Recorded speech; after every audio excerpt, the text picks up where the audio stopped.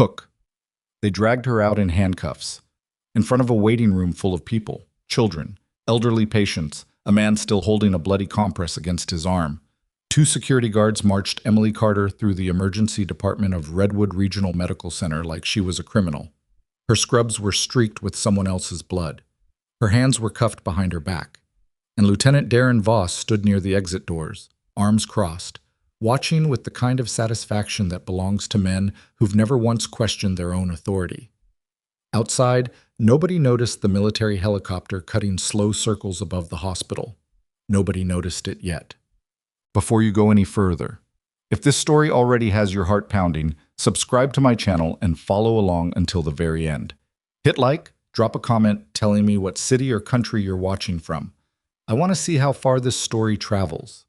Now let's go back to the beginning, because what happened to Emily Carter didn't start with handcuffs. It started the way injustice usually does, quietly and from the inside. Emily had been working the overnight shift at Redwood Regional for 14 months. She knew every cabinet in Trauma Bay 2, every quirk of the suction equipment on the east wall, every nurse who pulled their weight, and everyone who didn't.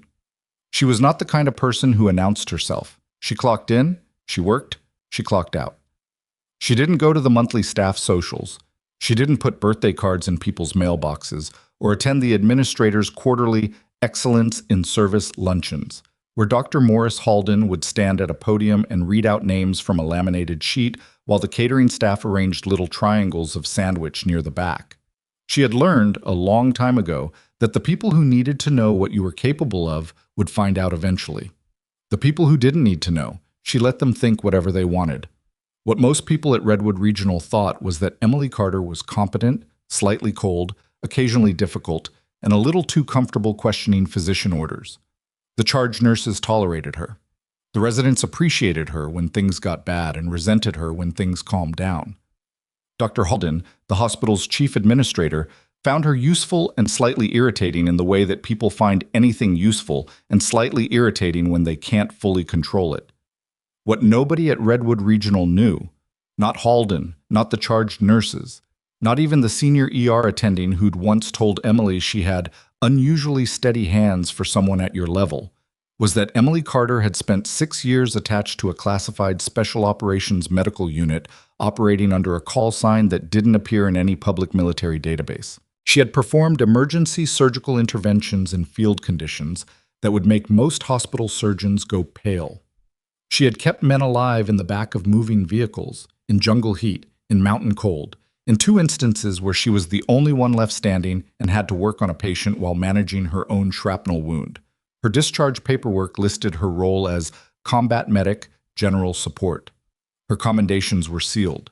Her service record was classified under a level most military personnel never reached.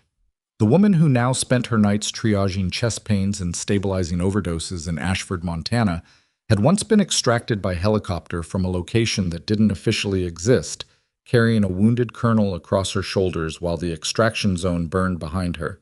She didn't talk about any of that. She made coffee in the break room. She read paperback thrillers during slow stretches. She occasionally corrected a physician with a quiet precision that made them feel embarrassed without understanding exactly why. The night everything collapsed started with a man named Nobody Knew. No ID, no wallet, blunt force trauma to the chest and head, found at the edge of the highway by a trucker who didn't see him until the headlights caught the shape of him on the gravel shoulder. Brought in by ambulance at 11:47 p.m., BP dropping, GCS of 8. Emily was already in the trauma bay when the gurney came through. "Talk to me," she said to the paramedic. "Found on Route 9 about 4 miles out. No identification. Driver called it in.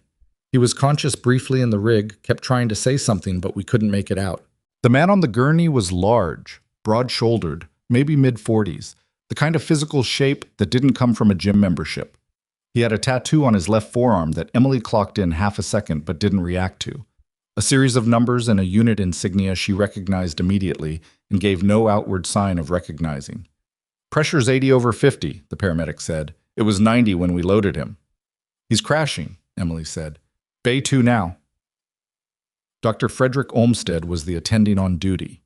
He was competent in the way that people are competent when they've never been tested past a certain point, technically proficient, procedurally correct, and deeply uncomfortable when a situation moved faster than his training had modeled. He appeared in Bay 2 about 40 seconds after Emily and the paramedics, and he immediately began issuing orders in the tone of someone reasserting authority they hadn't technically lost. "Let's get a chest x-ray, full panel, type and cross." "He doesn't have time for an x-ray," Emily said. She had her stethoscope on the man's chest. "Absent breath sounds on the left. He's got a tension pneumo." Olmsted looked at her. "We don't needle decompress without imaging. His trachea is deviated. His pressure is 80 and dropping. If we wait for imaging, he's dead before we get the film back." "Emily." Olmsted's voice had that particular quality, the one that meant you are a nurse and I am a physician, and this is the part where you stop talking. "We follow protocol." The man on the gurney made a sound, not a word exactly, something between a breath and an attempt at one. His eyes came partially open. They moved, slow and effortful, until they found Emily's face. Something shifted in his expression. It was brief, and might have meant nothing to anyone else in the room. To Emily, it meant something she didn't have time to process right now. "Dr. Olmsted," she said, "his oxygen sat is 73 and I'm watching his neck veins distend. I need you to authorize a needle decompression, or I need you to do it yourself in the next 60 seconds. Olmsted did not respond immediately. This was the pause she'd seen before, the pause where a physician's ego and their medical training fought each other, and the outcome was never guaranteed. What he said was, "Let's get imaging first." What Emily did was reach for a 14-gauge needle. "Emily," Olmsted's voice went sharp. "Stop. He's going to arrest. You are a nurse. You do not—" "I am a nurse," she said, "and your patient is dying." She found the second intercostal space. She found the midclavicular line. She was fast and precise, and the hiss of decompressing air was immediate and unmistakable. The man's oxygen monitor ticked upward, 73, 79, 84, and his systolic pressure on the next reading climbed to 96. The room was very quiet for a moment. Olmsted's face had gone through several colors. What it settled on was something between anger and the particular humiliation of having been publicly wrong in a way that everyone present would remember. "You're done for the night," he said. "I want you off this floor." "He's not stable yet." "Security." Olmsted turned toward the door. "Someone call security. He needs a chest tube placed and a surgeon consult before I leave this bay. You performed an unauthorized invasive procedure on my patient." His voice had risen enough that the nurses clustered near the bay entrance could hear every word. "You don't get to decide when you leave." Emily looked at the monitor. The man's pressure was holding. His SAT was 91. He wasn't out of danger, but he was no longer in the immediate precipice of it. She looked at the man on the gurney. His eyes had closed again, but his chest was moving. She stepped back. Darren Voss arrived 12 minutes later. He was not on duty. He had received a call from someone. That part would matter later in the investigation, and the call records would become a significant piece of evidence. And he had come in plain clothes, which meant he had come as a personal favor, not an official one. But he had his badge, and he had his particular talent for making informal situations feel official. And by the time he walked into the ER corridor, Emily was already in the middle of a conversation she hadn't chosen to be having. Halden was there. The hospital administrator, at nearly 1 in the morning, in a pressed shirt that suggested he had either not gone home or had been called and come back, and either explanation said something about the nature of the situation. "Ms. Carter," Halden said, "not Emily, not Nurse Carter, but Ms. in the tone that strips a person of their professional identity without technically being an insult. I've received a report that you performed an unauthorized procedure on a patient in Trauma Bay 2. The patient had a tension pneumothorax. He was going to arrest. That's for the attending physician to determine. The attending physician was in the process of determining it while the patient was losing oxygen saturation toward the point of irreversibility." Halden looked at her the way people look at a machine that's producing the right output through the wrong process. "Dr. Olmsted is a board-certified emergency physician. You are a registered nurse. The scope of your role does not include letting patients die while I wait for authorization. Yes, I know how the argument goes." She kept her voice level. This was a skill she had developed over years in environments where losing your composure wasn't just professionally damaging, it was tactically dangerous. The man in Bay 2 is alive because of what I did. Whatever happens to me professionally, that remains true. Voss had been standing slightly behind Halden with his arms crossed. He had a quality that some people found commanding and others, more accurate ones, found simply aggressive. The quality of a man who had decided before entering a room how things were going to end. "You're Emily Carter?" he said. "Yes." "You were involved in a confrontation with the attending physician during active patient care." "That's one way to describe it." "I've got another way." He took a half step forward. "Interference with emergency medical operations, obstruction, unauthorized medical procedure performed without a license." Emily looked at him. "I have a license. It's a nursing license. The procedure I performed is within expanded scope protocols for... That's for legal to sort out. Right now I need you to come with me." "My patient isn't stable." "Your patient," Voss said, "is no longer your patient. That was decided before I got here." He glanced at Halden, who gave the smallest nod. "Ms. Carter, I'm asking you to come with me voluntarily, or I'm going to have hospital security escort you out." She understood in that moment what was happening. Not just the immediate situation, the forced removal, the manufactured authority, the way Halden and Voss had clearly spoken before anyone talked to her, but the shape of it, the architecture, the way people with institutional power moved against someone when they decided that someone was a problem. She had seen this before, in different contexts, different uniforms, but the same fundamental machinery used the structure to remove the person before the person can use the truth. "I'll need to document the patient's status before I leave." "That's not, I will document," she said, "or you will have to physically prevent me. Those are the options." Voss's jaw tightened. He looked at Halden. Halden looked at his watch, which was an interesting choice. 2 minutes, Halden said. She went back to Bay 2. Olmsted was there, and he watched her come in with an expression that wasn't quite triumph and wasn't quite discomfort. It was somewhere in the middle, the face of a man who'd gotten what he wanted but was starting to understand the price of wanting it. She documented, pressure stable, sat 92 and climbing, chest tube needed. She wrote it clearly, and she wrote the time and she put her name on it. The man on the gurney, she checked him one more time. His color was better, his breathing was easier. She put 2 fingers briefly on his wrist and felt his pulse, and just before she straightened up, his eyes opened again. He looked at her. There was something in his face that was not just recognition, it was something older than that, something that looked like relief. His lips moved. She leaned slightly closer. What he said was barely a sound. 3 syllables. A name. Not her name, but a designation. A call sign she hadn't heard spoken aloud in years, in a voice that told her, without any possibility of doubt, that this man knew exactly who she was. She straightened. She kept her face neutral. She walked out of Bay 2, and she did not look back. They put her in handcuffs in the corridor outside admissions. Voss did it himself, and he did it in a way that was designed to be seen. It was nearly 1:30 in the morning, but the ER waiting room had a dozen people in it. A couple with a toddler who had a fever, an elderly man holding his chest, a teenager with a badly wrapped wrist, 3 people whose situations were invisible from the outside but present in the particular way they held themselves. All of them looked up. Most of them looked away. A few didn't. One of the security guards was uncomfortable. Emily could tell, the way she could always tell, from the slight misalignment between his posture and his task. The other one was performing professionalism, which was different from having it. "This is unnecessary," she said, because it was true.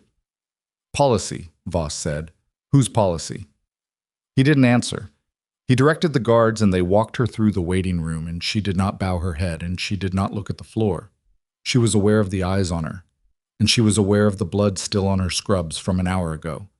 And she was aware that every person watching was constructing their own story about what kind of person got walked out of a hospital in handcuffs. She could not control what story they told themselves. She could control her own spine. Outside, the air was cold. Late October in Montana, sharp-edged and clean in a way that felt almost cruel against the smell of antiseptic and adrenaline still on her. They walked her toward a police cruiser that Voss had pulled into the ambulance lane, which was also a choice, also a signal, also one more small piece of the performance. That's when she heard it, low at first, a thrum, rhythmic and heavy in the specific way that was different from commercial flight, different from news helicopters, different from the air ambulance she'd become familiar with at Redwood Regional over 14 months. She looked up. The helicopter was running dark. No standard navigation lights, just the shape of it against the cloud cover, a shape she could identify by silhouette in her sleep.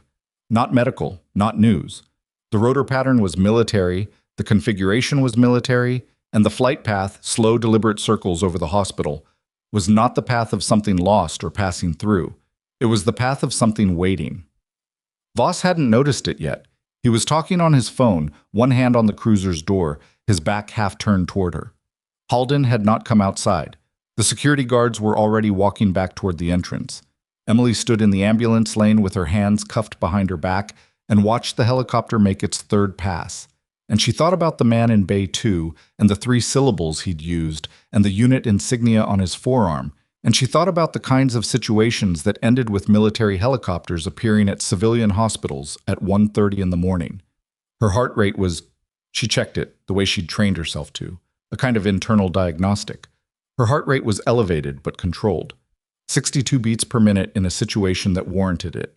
From somewhere inside the hospital came the sound of an alarm, then another. Then the radio on Voss's hip crackled with something she couldn't quite hear, and she watched his posture change. He turned around.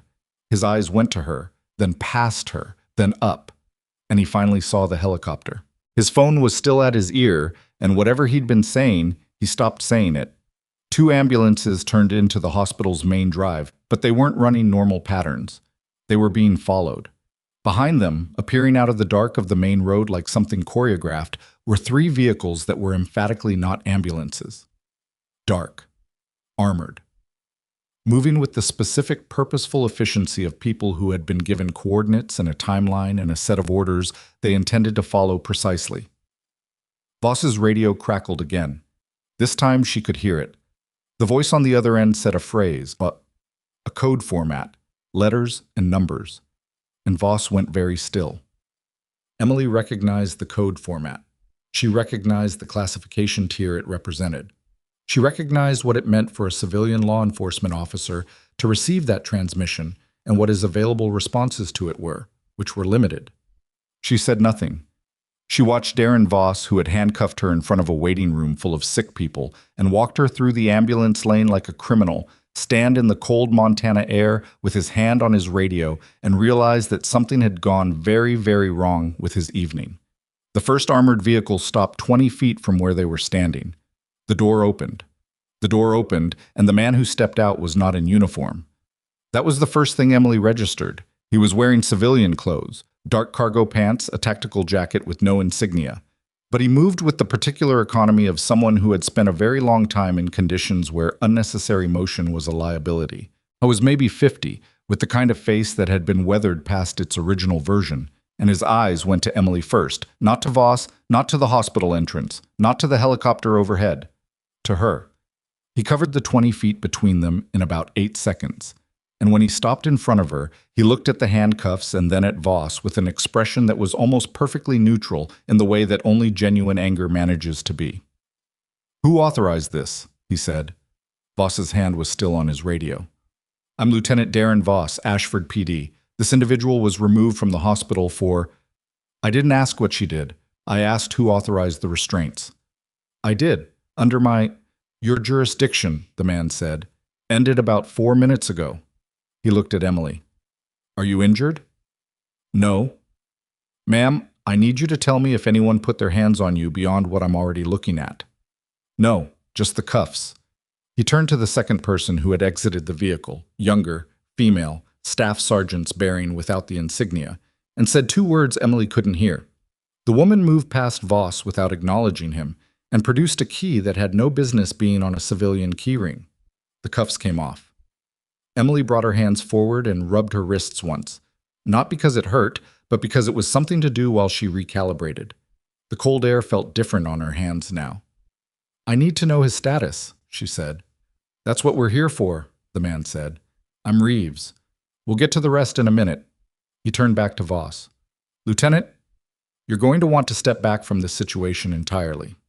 I have a detainee. You had a civilian nurse doing her job. Whatever paperwork you're planning to file, I'd suggest you speak with your department's legal counsel before you put anything in writing. Reeves's voice had the quality of a door being closed quietly, but with considerable force. That's not a threat. That's professional advice. Voss looked at Emily. He looked at the vehicles. He looked at the helicopter, which had descended slightly and was now running lights. Running lights she recognized as the pattern used during active coordination with ground units. He looked like a man doing arithmetic and not arriving at a number he liked. He stepped back. He didn't say anything else. They walked her through the ER entrance and the waiting room parted the way. Waiting rooms do when something shifts in the atmosphere of a space. Not dramatically, not all at once, but the way a group of people collectively sense that the situation has changed category. The couple with the feverish toddler looked up. The elderly man lowered his hand from his chest long enough to watch. The security guard who had been uncomfortable during the handcuffing made brief eye contact with Emily and looked away in a way that was almost an apology. Reeves walked beside her. The woman with the keys walked behind. 2 more personnel from the vehicles had positioned themselves at the entrance without being asked. Inside, Halden was still in the corridor near the nurses' station. He had the look of a man who had expected the situation outside to resolve in a particular direction and was now watching it resolve in a completely different one.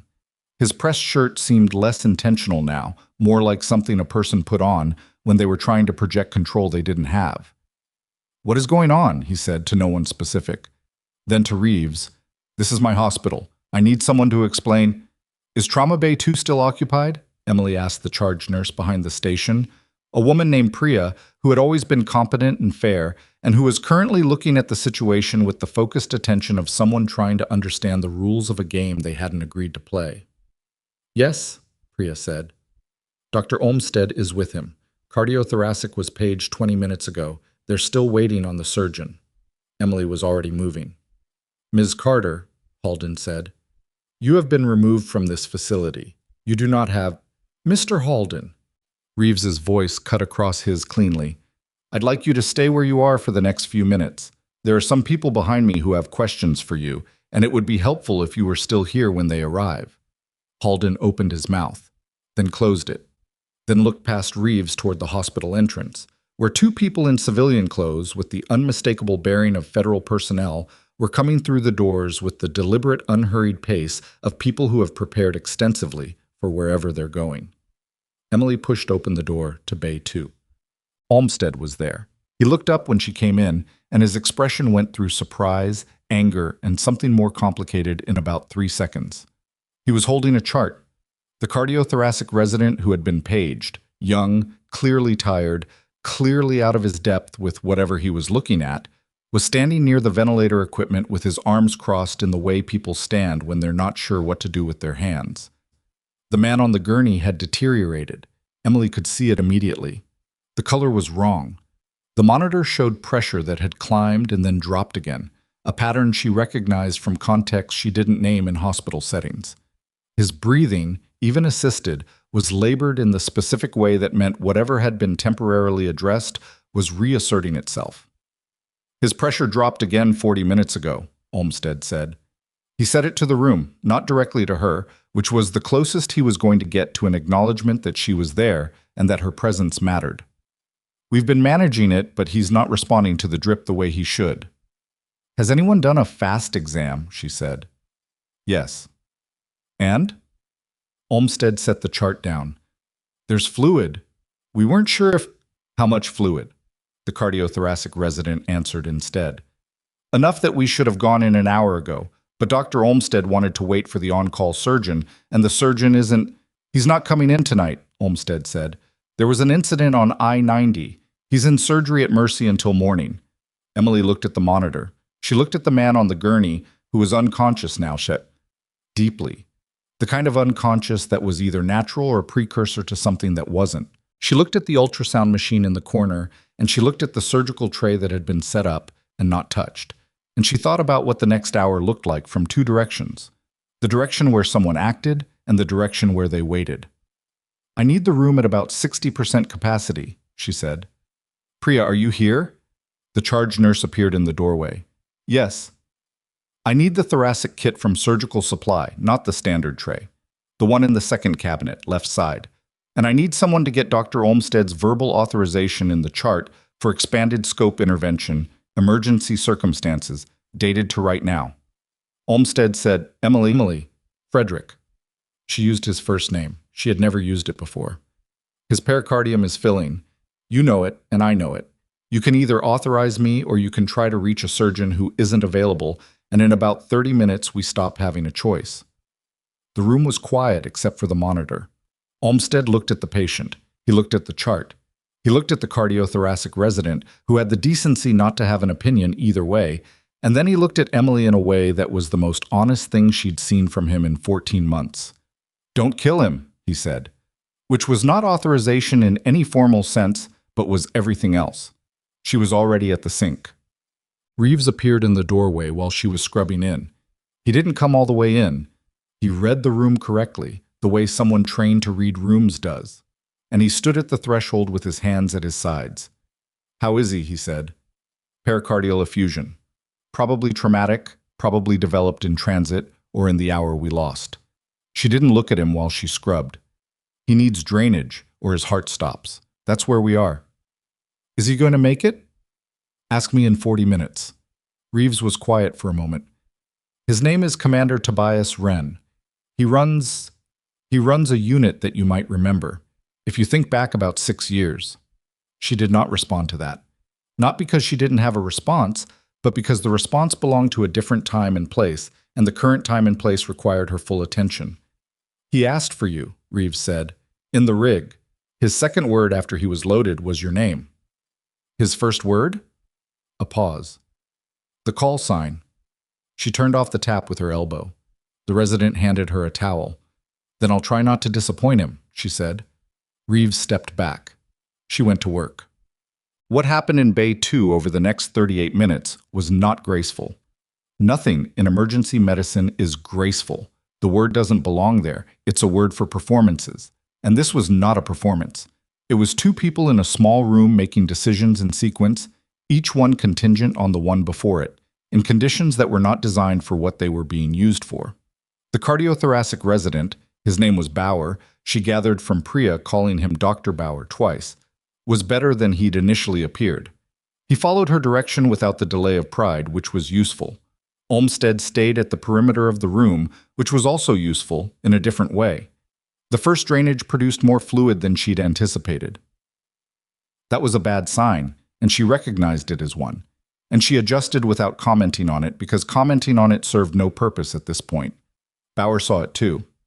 Their eyes met briefly over their masks, and he gave a small nod that meant, I see it. I'm here. Keep going.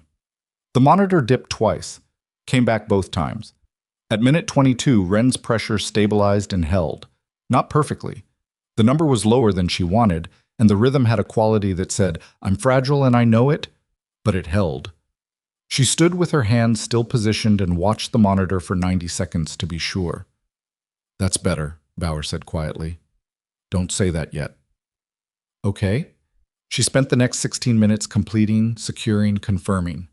When it was done and she stepped back and stripped her gloves, the monitor showed pressure that was low but stable. Rhythm that was irregular but present. The particular held breath quality of a room where everyone knows the next hour will determine everything. She looked at Wren's face. He was pale and still, and his breathing was being managed by the ventilator, and he looked smaller than he'd seemed when she first saw him, which was always true of unconscious people, always that diminishment between motion and stillness. She remembered him differently. Bigger, louder, the kind of command presence that filled a briefing room and reorganized the air in it. She pulled her mask down. Bauer, chart everything from the needle decompression forward, exact times, exact findings, everything in sequence. Already started. All of it, including what the presenting data showed and what the attending decision was at each stage. Bauer paused for just a fraction of a second. He understood what she was asking and why she was asking it. Yes, he said. All of it. She walked out of Bay 2. The corridor had changed. It had changed in the way that spaces change when the population in them shifts. Not just new people, but a new category of presence. There were now 4 individuals she hadn't seen before positioned at intervals between the nurse's station and the main desk, and they had the stillness of people who were not observing but securing. Two of the on-duty nurses were clustered near the medication room doorway, looking at their phones, and then at the corridor, and then at each other. The charge nurse Priya was behind her station, and her expression was the expression of someone who has decided that the best response to a situation they don't understand is methodical competence. Halden was against the wall near his own office. He had not moved far, but he had been moved, in the sense that a person is moved when they are no longer in control of where the conversation goes.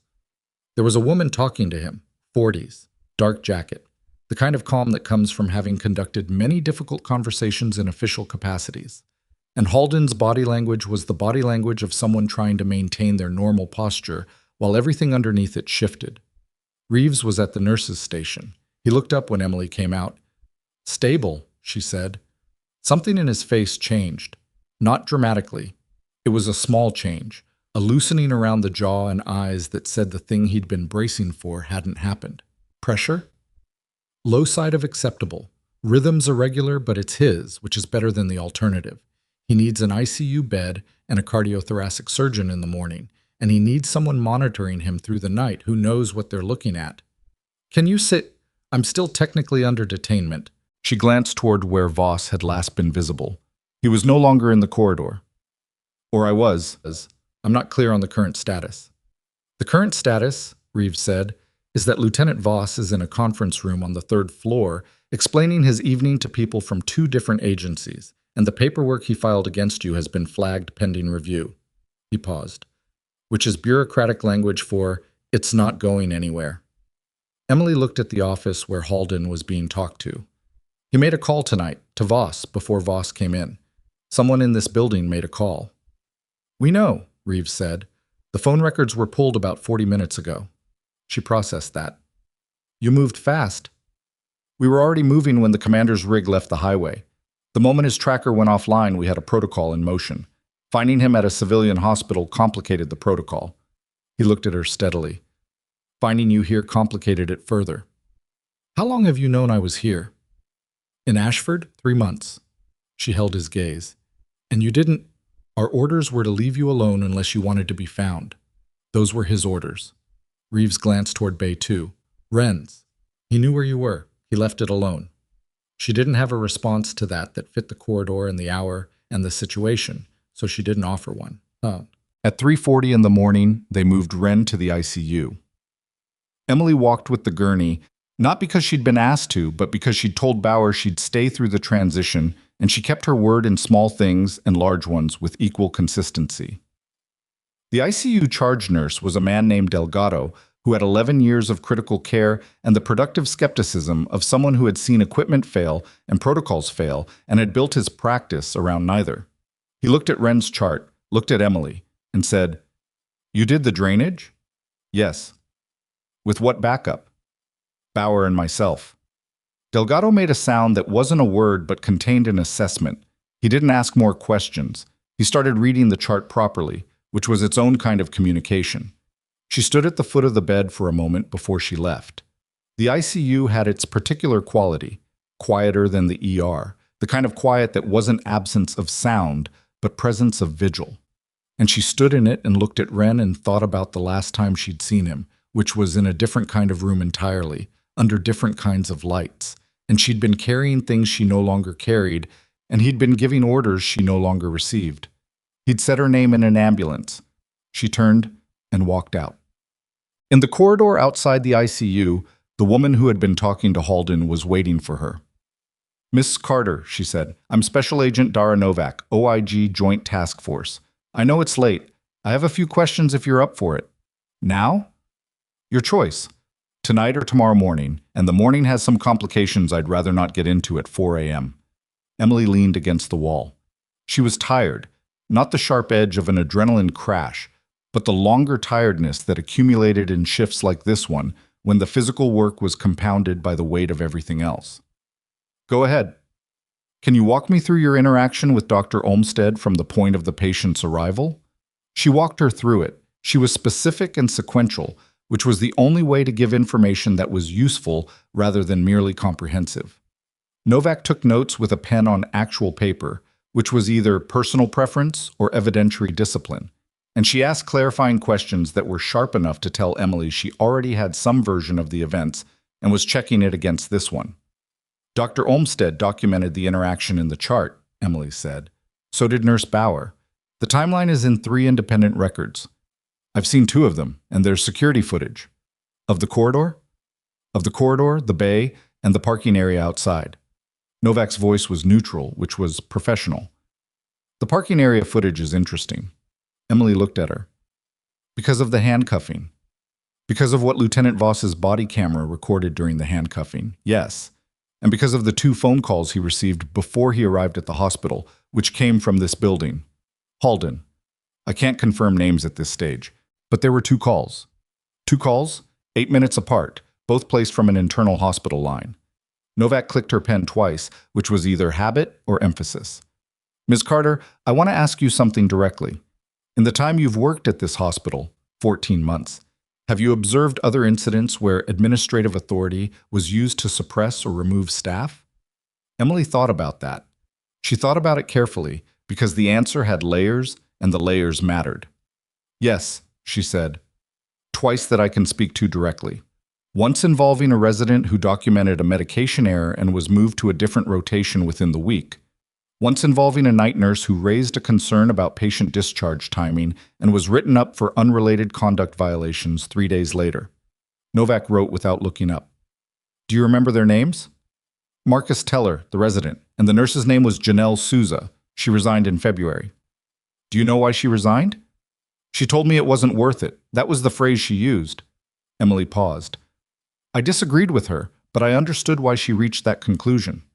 Novak looked up from her notepad. It was the first time she'd made direct eye contact since she'd started writing, and the look was brief and harder to read than her professional neutrality. You stayed. I stayed. Even though you could have gone somewhere else. Emily looked down the corridor. The ICU doors were closed. The fluorescent lights had the greenish cast they always had at this hour, when the night felt longest and the building felt most like what it was. A place that held people at their worst moments and tried, with varying degrees of success, to give them better ones. I stayed because the patients here needed someone who knew what they were doing, she said. That's the whole reason.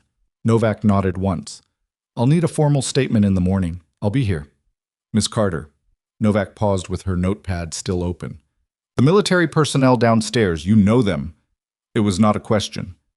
Some of them, Emily said, from a long time ago. The commander, Wren, you know him. Yes. Is there anything about your history with him that's going to complicate this investigation? Emily considered that for a moment. The real weight of it, not the easy answer. My history with him is classified at a level that would require your task force to file through 2 agencies and wait approximately 6 weeks for a response, she said. What I can tell you is that my history with him has nothing to do with what happened in this hospital tonight. And what happened in this hospital tonight has nothing to do with anything that needs to stay classified. Novak looked at her for a moment longer. Then she closed the notepad. 6 weeks, she said. That's useful to know. She walked toward the elevators. Emily stood in the corridor alone for a moment. The building was settling into its late-night rhythms. The distant sound of a monitor somewhere. The soft percussion of a cart being wheeled. The exhaled quality of a building that had stopped performing for the day and was just operating now. Her phone, they'd given it back when the handcuffs came off, standard contents of her pockets returned without comment, buzzed in her pocket. She took it out. The message was from a number she didn't recognize. 7 digits, no area code, which was not how phone numbers worked, which meant it wasn't a phone number. The message read, Bay 4, 3 minutes, Reeves. She looked at the message. She looked at the time, 4:11 a.m. She put the phone back in her pocket and walked toward the stairs. Bay 4 on the ground floor was a consultation room that was used for family meetings during difficult conversations. The room where doctors sat across from people and said the sentences that changed the shape of their lives. It was small, and it had chairs arranged in a way that was designed to feel supportive and usually felt clinical. And at 4:11 in the morning, it was empty except for Reeves, who was sitting in one of the chairs with his jacket off and an open folder on the table in front of him. He looked up when she came in. He didn't waste time. There's something you need to know, he said, about how Wren ended up on Route 9. She sat down across from him. He wasn't lost, Reeves said. He wasn't passing through. He came here for a reason. He was in Ashford because of something that was reported to his unit 4 weeks ago, a report about a pattern of medical misconduct at this hospital, documented across an 18-month period, involving falsified patient outcomes and deliberately suppressed incident reports. He looked at her steadily. The report came from inside this hospital, unsigned, but the unit that received it had forensic document analysis done, and the writing patterns. He paused. Emily, did you file a report? She met his eyes. The room was very quiet. I filed something, she said. I didn't know where it would go. Reeves looked at her for a long moment. Then he reached across the table and turned the folder so she could see what was in it. She looked at the document. It was her report. Her words, her structure, her careful sequence of dates and incidents, and cross-referenced patient records. But below it, attached with a paperclip, was something she hadn't written, something she had never seen. A second document, longer, more detailed, with a header that indicated it had been compiled over 14 months by someone with access to records she hadn't had access to. And at the bottom, in the signature block, a name she recognized, Janelle Souza, the nurse who had resigned in February and said it wasn't worth it. She didn't stop, Reeves said, after she left. She kept documenting. Emily looked at the document. She looked at the dates. She looked at the scope of what Janelle had managed to compile from outside the building, without access, without authority, without anyone knowing she was still working. Then she looked at Reeves. How bad is it? She said. Reeves picked up the folder. Bad enough, he said, that Halden isn't the only name in here. She read the document twice, not because she hadn't understood it the first time, but because the first time through she was reading for content, and the second time she was reading for architecture, the shape of what someone had built, the patience it required, the particular kind of sustained anger that looks like documentation when you put it on paper. Janelle Souza had been methodical in a way that Emily found difficult to look at directly, the way you find it difficult to look at something that reflects an action you didn't take. From outside the hospital, without credentials, without internal access, Janelle had spent 8 months reconstructing a pattern of misconduct that Emily had seen fragments of and reported once, incompletely, through a channel she hadn't trusted enough to identify herself in. Janelle had identified herself. Her name was at the bottom of 31 pages. The other names in the document were not names Emily recognized from the hospital. That was the part Reeves had flagged. 3 of them were municipal, a city councilman, a zoning official, a deputy health commissioner whose office held regulatory authority over Redwood Regional's licensing. The 4th was a name from a legal firm that appeared in 2 footnotes in relation to a liability settlement from 2 years ago that had been sealed from public record. They were protecting the hospital, Emily said, or the hospital was protecting them. Both probably, Reeves said. The settlement 2 years ago, a patient death that was documented as natural causes. The family filed a wrongful death claim. The suit was settled in 60 days, which is fast for civil litigation at that level, and sealed. Janelle pulled the filing date, the resolution date, and cross-referenced them against the internal calendar at the council office. He paused. The councilman was in a meeting with Halden 4 days before the settlement. Can that be proven? Janelle got the meeting logs from a public records request. The topic was listed as Regional Healthcare Infrastructure Development. The way he said it made the phrase sound like what it was, a door with nothing behind it. The meeting lasted 90 minutes. Emily set the document down. Where is she now? We reached her at 11:30 tonight. She's in Billings. She's been staying with her sister since February. He looked at the folder. She didn't sound surprised when we called. She sounded tired. Emily understood that particular tiredness. It was the tiredness of someone who had been right about something for a long time and had spent that time waiting for the rightness to matter. She's going to need protection, Emily said. Already arranged. He closed the folder. Emily, there's a timeline problem. She looked at him. The joint investigation, Novak's task force, has enough to move on Halden and probably on Voss. What they don't have yet is the chain connecting the council office and the licensing authority. And without that chain, those 2 pieces of the structure stay intact. The people who kept this running keep running it. He leaned forward slightly.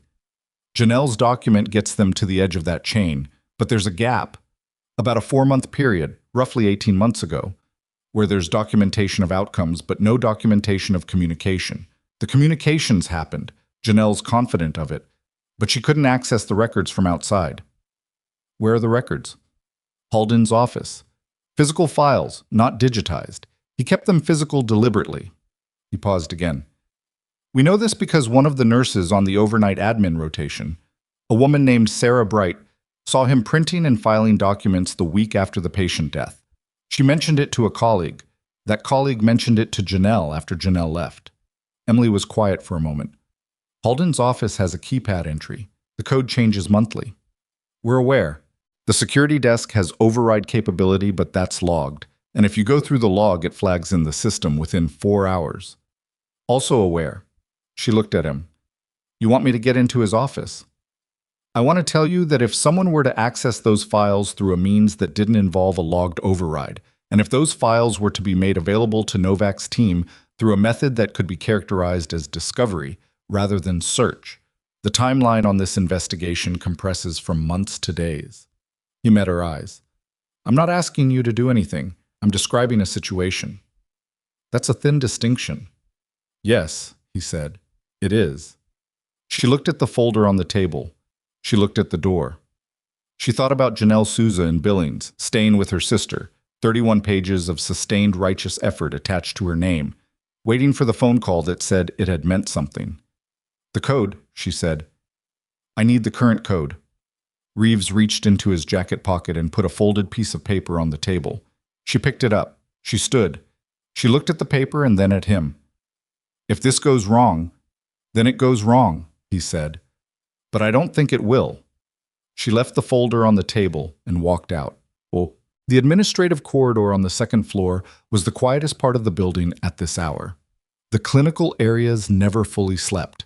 The ICU, the ER, the step-down units all ran their constant low-frequency hum of machinery and footsteps and the particular vigilance of night staff who had learned to do their jobs in the diminished light of 4 a.m. But the administrative wing went dark at 6 in the evening and stayed dark until 7 in the morning, and the silence there was complete in a way that felt less like rest and more like absence. Emily used the stairs. She didn't avoid the cameras. Avoiding cameras was its own kind of flag. But she walked with the unhurried purpose of someone who belonged where they were going, which was a technique that worked better than concealment in most institutional settings. She had learned this in environments where concealment was sometimes a worse option than visibility, where the goal was not to be invisible, but to be unremarkable. She was a nurse. She was in the building. She was walking somewhere. The keypad outside Halden's office glowed green when she entered the code, which meant the code was current and Reeves's information was good. She pushed the door open and stepped in. The office smelled like the administrative wing always smelled: printer toner, carpet that needed replacing, the faint chemical sweetness of the plug-in air freshener on the credenza that Halden used to cover the smell of the carpet. His desk was large and clear, the way powerful people's desks were always clear, the cleanliness that said my work happens elsewhere. This is where I receive reports of it. 2 framed awards on the wall. A photograph taken at what appeared to be a golf event. Nothing personal, in the sense that everything in the room was a projection rather than an expression. The filing cabinet was behind the desk. 4 drawers, locked, the kind of lock that wasn't serious about being a lock. She had carried a paperclip in her pocket since she was 23 years old. It had been useful in field conditions twice and in administrative situations more times than she'd counted. She worked the lock in 40 seconds and opened the bottom drawer first, because in her experience, the things people wanted, least accessed, were always in the drawer that required the most effort to reach. The files were labeled by date. She found the 4-month window Reeves had described and pulled those folders. 8 of them, thin, the kind of thin that said the physical record was a summary of something that lived elsewhere. She opened the first one and read by the light from her phone and understood within 3 pages why Halden had kept these physical, and why he'd kept them in a locked drawer, and why the settlement had been reached in 60 days. The patient who had died was named Marcus Webb. He was 61 years old. He had presented with chest pain and been triaged as low priority by a physician who was, according to the internal record she was reading, operating under a verbal directive from Halden to reduce high-resource admissions during a period when the hospital was managing a capacity audit. The directive wasn't in writing anywhere in the official record. It was in writing here, in a file that Halden had apparently kept as insurance against the physician, a record of the directive's existence that he could produce if the physician ever tried to attribute blame upward. He had kept documentation of his own misconduct as leverage over the people who'd carried it out. Marcus Webb had waited 4 hours.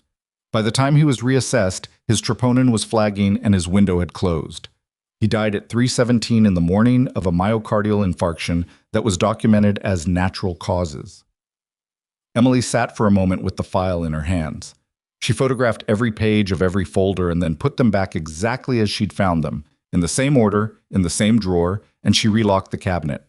She left the office and walked back to the stairs and did not allow herself to think about Marcus Webb until she was in the stairwell with the door closed behind her, and then she stood in the concrete cold of it for approximately 10 seconds and let herself feel what the file had asked her to feel. Then she went back downstairs to Reeves. By 6 in the morning, Novak had the photographs.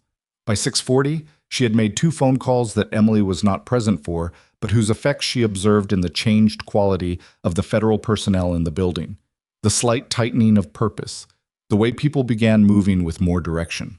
At 7:15, a second team arrived.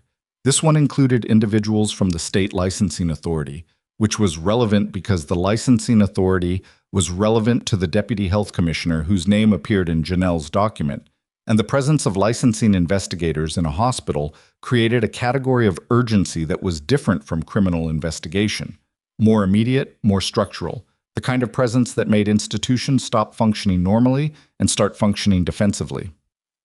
Emily was in the break room when Priya found her. Priya sat across from her with 2 cups of coffee, one she kept, one she put in front of Emily with the deliberateness of someone performing a small act of humanity in a situation that was low on them. "Are you okay?" Priya said. "More or less." "The whole building's talking." "I know." Halden is in a conference room with 2 federal agents and a lawyer who arrived at 6:30. Priya wrapped both hands around her cup. "Voss left last night. His captain is here this morning, which I don't think is a good sign for Voss." "Probably not." Priya looked at her. Priya had been a charge nurse for 9 years, and she had the quality of sustained competence, not exciting, not brilliant, just consistently, reliably good at the actual work of keeping a floor running and keeping patients alive. Emily had always respected that in a particular way. "You knew," Priya said. "Before tonight, you knew some of this." "I suspected some of it. Why didn't you—" Priya stopped, started again. "You filed something." "I filed something." "And they came here." Emily looked at her coffee. "Not exactly," she said. "It's more complicated than that, but it ends in the same place." Priya nodded slowly. She didn't push further. They sat in the break room and drank their coffee, and outside the window the morning was happening. Pale gray October light over the parking lot, a crow picking at something near the ambulance lane. The ordinary morning of a place that was not, this morning, ordinary. At 8:40, Commander Wren's eyes opened. Delgado paged the ICU attending, and the ICU attending came and assessed, and by 9:15 the ventilator had been removed, and Wren was breathing on his own with oxygen supplementation and the particular focused clarity of a person who had come back from a significant distance and was taking inventory. Emily was told at 9:20. She went to the ICU. He looked worse in daylight and better than he'd looked at midnight, which was the right direction. He tracked her entry into the room and he watched her come to the bedside, and there was a quality in his face that was different from the relief she'd seen in his eyes last night. Steadier, more deliberate, the face of someone who was calculating what to say first. "You look terrible," he said. His voice was rough from the intubation and from whatever had happened before the highway. "I've been awake for about 26 hours. Sit down." "I'm fine standing." "Sit down, Carter." He said it the way he'd said things when she was under his command, not unkindly, but with the absolute expectation of compliance. She pulled a chair to the bedside and sat. "Reeves told me," he said, "the procedure, the—" He stopped. His jaw tightened. "They arrested you." "Briefly." "In front of patients." "Yes." "That's—" He stopped again. He looked at the ceiling for a moment in the way people look at ceilings when what they're actually doing is managing their own reaction. I want you to know I didn't put you in Ashford. That wasn't my doing. I didn't know you were here until 4 weeks ago. Reeves told me.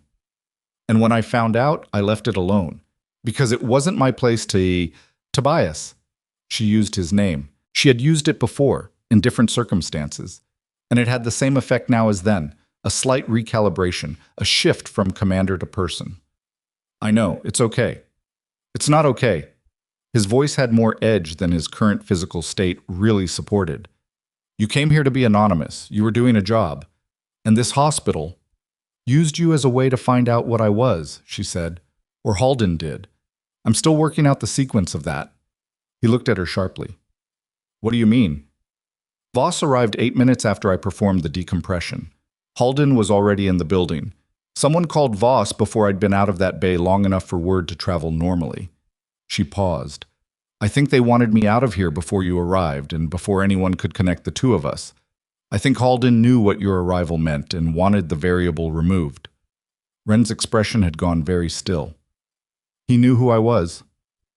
I think someone told him, yes. I think when your unit went active on this investigation, someone in the municipal structure we're now looking at found out and passed it up the chain. And Halden, who is many things but not stupid, understood that if a special operations commander arrived at his hospital and found one of his former combat medics working there, the combination was dangerous for him. So he moved first. He tried to. Wren looked at her for a long moment, his heart showing a rhythm that was still irregular but increasingly regular, the body's own argument toward equilibrium. The documents, he said, Reeves told me this morning. Novak has them. All of them? The files from his cabinet, Janelle Souza's compiled record, the phone logs, the security footage from last night, and Bauer's chart documentation. She paused. It's enough. For Halden. For Halden and the people connected to him. And Voss. Voss made his own choices last night, and those choices were recorded on his own body camera. She looked at him. He arrested me because Halden asked him to, and because he was the kind of person who responds to that kind of asking. The footage shows exactly what he did, and exactly what the situation was when he did it. Wren's eyes closed briefly. When they opened, they had the quality of a decision made. I'm going to make a call this morning, to JAG, and to the Oversight Committee. I want this investigated to the full extent of both jurisdictions, not just the civilian one. That's your call to make. It involves you.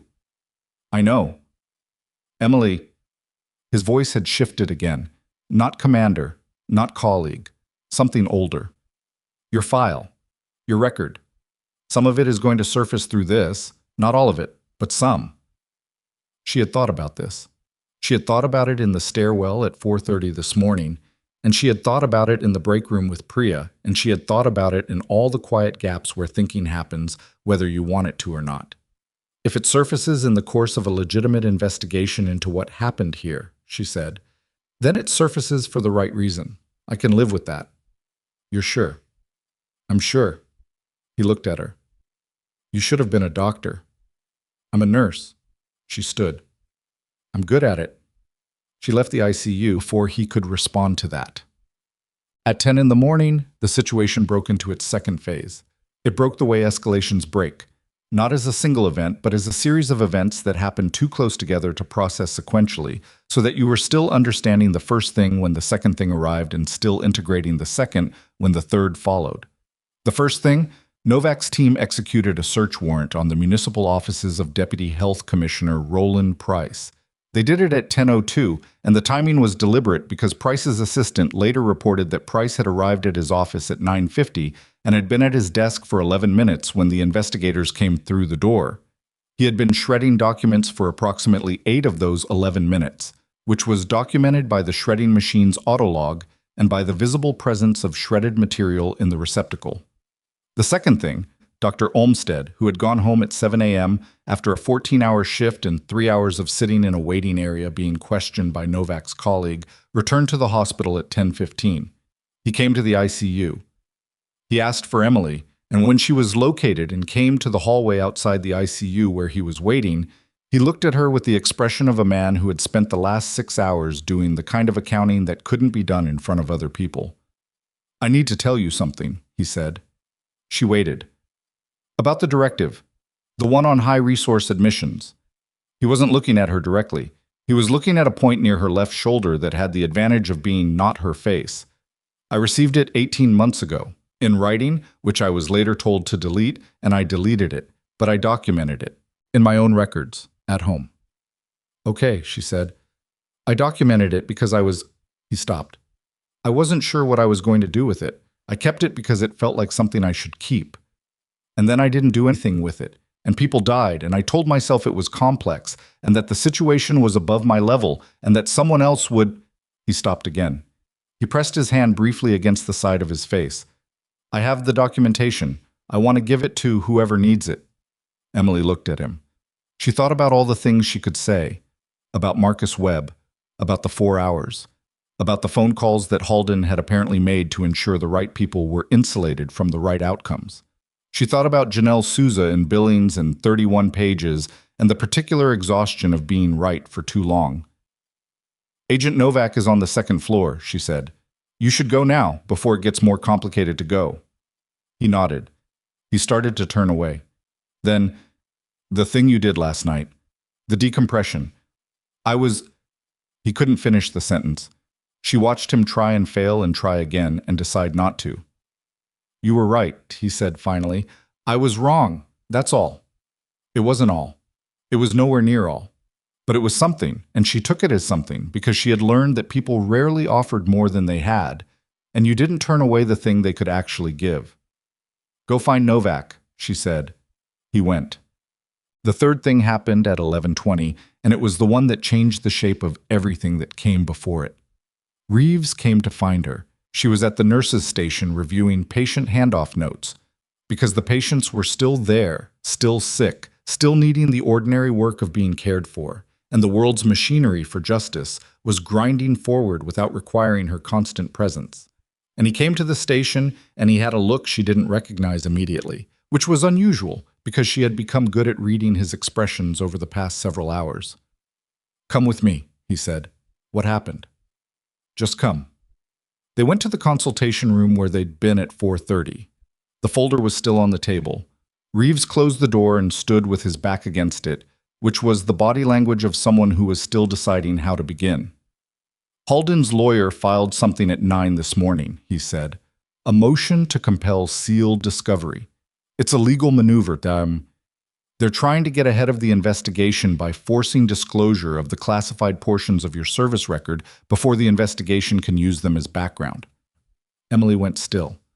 The argument is that if the investigation is using the connection between you and Wren as part of its evidentiary foundation, then your service record is material and should be subject to discovery by all parties, including Halden's legal team.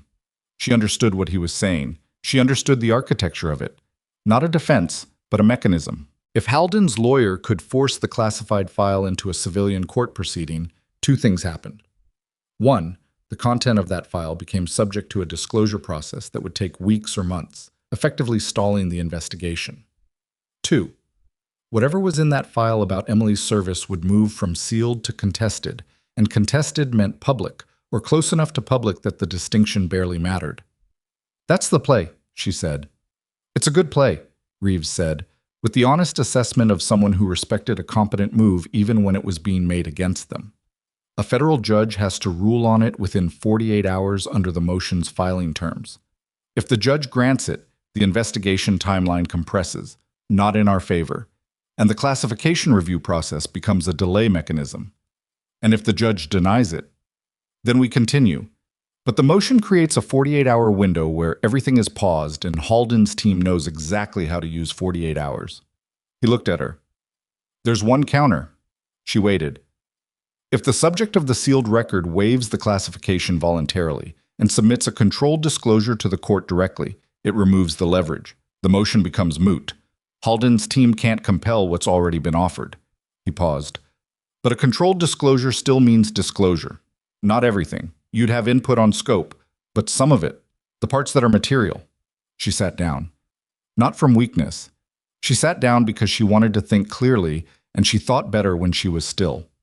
Her service record contained 14 field interventions, 3 of which were in locations that were still classified due to ongoing operational considerations. 2 citations, both sealed. 1 incident involving a decision she had made in conditions that didn't allow for any good choices, only less catastrophic ones. And the outcome of that decision was documented in a way that was accurate but that she had not looked at since she left, because looking at it served no purpose she could identify. She had left the military because she had needed to leave, not because she'd been forced out, not because she'd done anything wrong, but because 6 years of working in the space between life and death, in conditions that were never designed for life, had produced in her a kind of fracture. Not dramatic, not the kind that required treatment, just a hairline thing. And she had understood that she needed distance. She had come to Ashford, and she had worked in an emergency room, and she had kept patients alive, and she had not looked back. She looked at Reeves. "How controlled," she said, "if I waive voluntarily?" "The scope is negotiated. Your legal rep in the court. I'd recommend someone I know. She's handled this type of filing twice, and she understands what can be genuinely limited and what can't." "The incident in the second year," Emily said. "The one in the report." "I know which one." "That's material?" He met her eyes. "It's context. It's not—" He paused carefully. "The way it's documented, it's context for a decision made under impossible circumstances. Anyone who reads it and understands operational medicine is going to see it that way. And people who don't understand operational medicine are not going to be the ones making the determination." She looked at the floor. She thought about the man on the gurney last night with the unit insignia on his forearm and his lips forming 3 syllables. She thought about Janelle Souza, who had kept going after she left. She thought about Marcus Webb, who had waited 4 hours, and about the shape of the document in Halden's drawer and the care with which it had been assembled and kept. She looked up. "Get me the lawyer's number," she said. Reeves reached into his jacket. That was when Emily's phone rang. She looked at the screen. ICU. She was on her feet before the second ring. She ran. The ICU doors opened and Delgado was already in motion, and the monitor at Wren's bedside was showing a rhythm that had been irregular an hour ago and was now something else entirely, something that had a shape she recognized from field conditions, and from the acute care textbooks, and from the 2 instances she had personally witnessed in the back of vehicles in locations that didn't exist. And the ICU attending was calling orders and the crash cart was being moved, and across the room she could see Wren's face, which was the gray-white of someone whose heart was doing something it was not supposed to be doing. She was at the bedside before anyone told her she could be. "V-fib," the attending said. "He converted about 2 minutes ago. We're prepping to shock." "His pericardium," Emily said. "Did anyone?" "We checked. No reaccumulation." "Then this is from the original trauma. The chest impact." She looked at the monitor. "He had a period of low perfusion before I drained him. The myocardium was stressed. This is the lag." "I know what it is," the attending said, which was fair. "Are you going to shock him?" "Yes, Carter, I'm going to—" "Then do it now, not in 30 seconds. The attending looked at her. Then he looked at the monitor. Then he picked up the paddles. The shock was administered at 11:26. The monitor flatlined for 2 seconds. Then it did something, and the something was a rhythm, and the rhythm was not perfect, but it was a rhythm, and the room held its breath around it, and the rhythm held. Delgado exhaled. Emily stood at the foot of the bed with her hands at her sides and watched the monitor, and watched Wren's face, and watched the attending check pulse, and check pressure, and watched all the small confirmations accumulate into the larger confirmation that the thing had held. "He's back," the attending said. She nodded. "Carter." The attending's voice had changed. Not softer exactly, but different. That was the right call, the timing. She looked at him. She looked at Wren, who was unconscious and pale, and whose heart was beating. Her phone was still in her hand from the run from the consultation room. It had a voicemail she hadn't listened to. She could see the notification, from a number she didn't know. And when she looked at the notification, there was a name attached to it, auto-filled from a contact she hadn't created. The name was Roland Price, the deputy health commissioner who had been at his desk shredding documents when the investigators arrived at 10:02, had apparently, at some point in the chaos of his morning, decided to call Emily Carter's personal phone number. She had no idea how he had her number.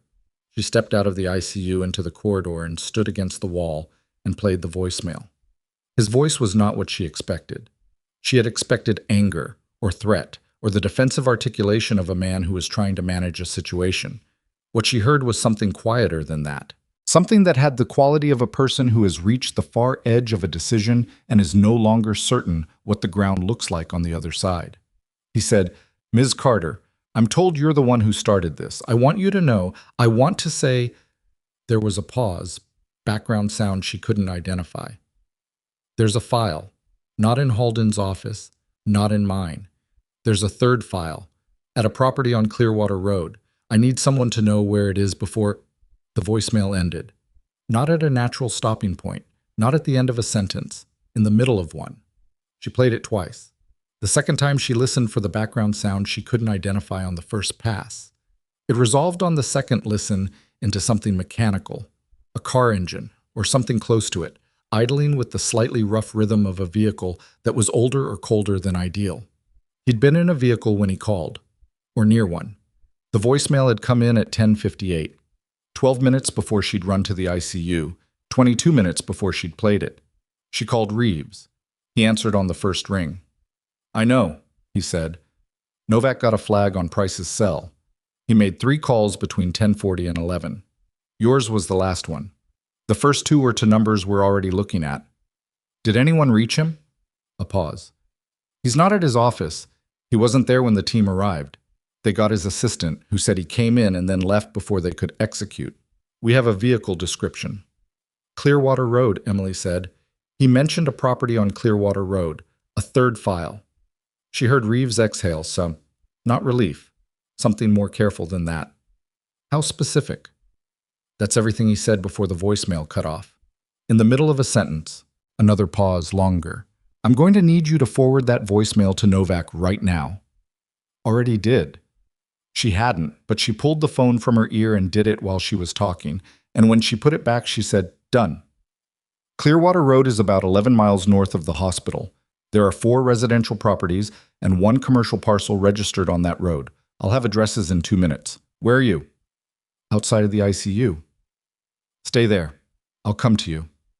She didn't stay there. She walked to the nurse's station in the ICU corridor and borrowed a pen and a sheet of paper and wrote down the voicemail transcript from memory, word for word, with the timestamp and the duration. She wrote down the background sound and her assessment of it and the quality of Price's voice, which she also hadn't mentioned to Reeves because the call had been too short to fully characterize. But on reflection, she would describe it as not panicked, not frantic, something more deliberate than that. The voice of a person who had decided to do something and was doing it carefully. That distinction mattered. A panicked person made a call to unburden themselves. A deliberate person made a call because they had calculated that the call was necessary. Price had calculated that telling someone about the third file was necessary before something happened that would prevent him from telling anyone. She folded the paper and put it in her pocket and went to find Reeves before Reeves came to find her. I was in the main corridor with Novak and a third person Emily hadn't been introduced to. Male, early 40s, the kind of build that suggested sustained physical fitness rather than natural size, wearing a jacket with a small emblem on the chest that she clocked as JAG, military legal. Wren's call from this morning had moved faster than she'd expected. Novak was on her phone when Emily approached. She held up a finger, 1 moment, and finished the call with 3 words and a nod that meant something had been confirmed. Price's vehicle was spotted on Route 12 heading north at 11:15, Novak said. That's consistent with Clearwater Road. We have a unit running parallel, but we're not moving to intercept yet. Why not? Emily said. Because if he's going to the file, intercepting him before he gets there loses us the location. Novak looked at her with the level gaze of someone who had made this kind of calculation before and was aware of both what it cost and what it gained. If he's going to do something else, we need to know what that is first. And if those 2 things overlap, then we have a problem we manage in real time. Novak's phone buzzed. She looked at it. The Clearwater Road properties. One of them is registered to a holding company that traces back to a name in Janelle Souza's document. Not Price. Not Halden. The councilman. The JAG officer spoke for the first time. His voice had the quality of someone accustomed to formal settings, applying that quality to an informal one. Councilman Frank Derry. Derry owns a property on Clearwater Road through a holding company called Linden Asset Management, Novak said. The property is a residential structure, 3 bedrooms, assessed at $340. It's listed as a rental, but there's no rental income on Derry's disclosed financials for the past 2 years. An empty house, Emily said. A theoretically empty house with a file in it, according to a man who was shredding documents 45 minutes ago and then disappeared in his car heading north. Novak looked at her. Ms. Carter, your voicemail is currently the only evidence that Price is going to that property voluntarily. What was his tone? Emily had thought about this. Controlled, she said. He wasn't running. He was executing a decision. A decision to give us the file. A decision to make sure someone knew where it was. She paused. Those aren't the same thing. Novak looked at her for a moment. No, she said. They're not. She turned to Reeves. I want 2 vehicles on Clearwater Road. Perimeter, not approach. And I want someone who can get through a residential door quickly, if quickly becomes necessary. Reeves was already moving. The JAG officer looked at Emily. I'm Major Delia Forsyth, she said. JAG course out of Fort Harrison. Commander Wren's call came through at 7 this morning. I know. I've been briefed on the classified file situation, the motion that was filed this morning. Reeves told me. I want to discuss options with you when the immediate situation stabilizes. She paused. I've seen your file, the actual file, not the summary. I want you to know, whatever you decide about disclosure, I'm going to recommend to the court that the operational details remain sealed. The material facts can be established without them. Emily looked at her. You can do that? I can make the argument. It's a strong one. Forsyth's expression was the careful neutrality of someone who chose their assurances with precision. I won't promise an outcome, but I'll tell you the argument is strong. Emily nodded once. Thank you. Forsyth nodded back. Then her own phone buzzed and she stepped away, and Emily was momentarily alone in the corridor with the particular quality of a situation that had moved past the point where any individual person was steering it and had become something that moved under its own weight. At 12:40, Price's vehicle was confirmed stopped at the Clearwater Road property. At 12:52, the perimeter team reported that lights had come on inside the structure.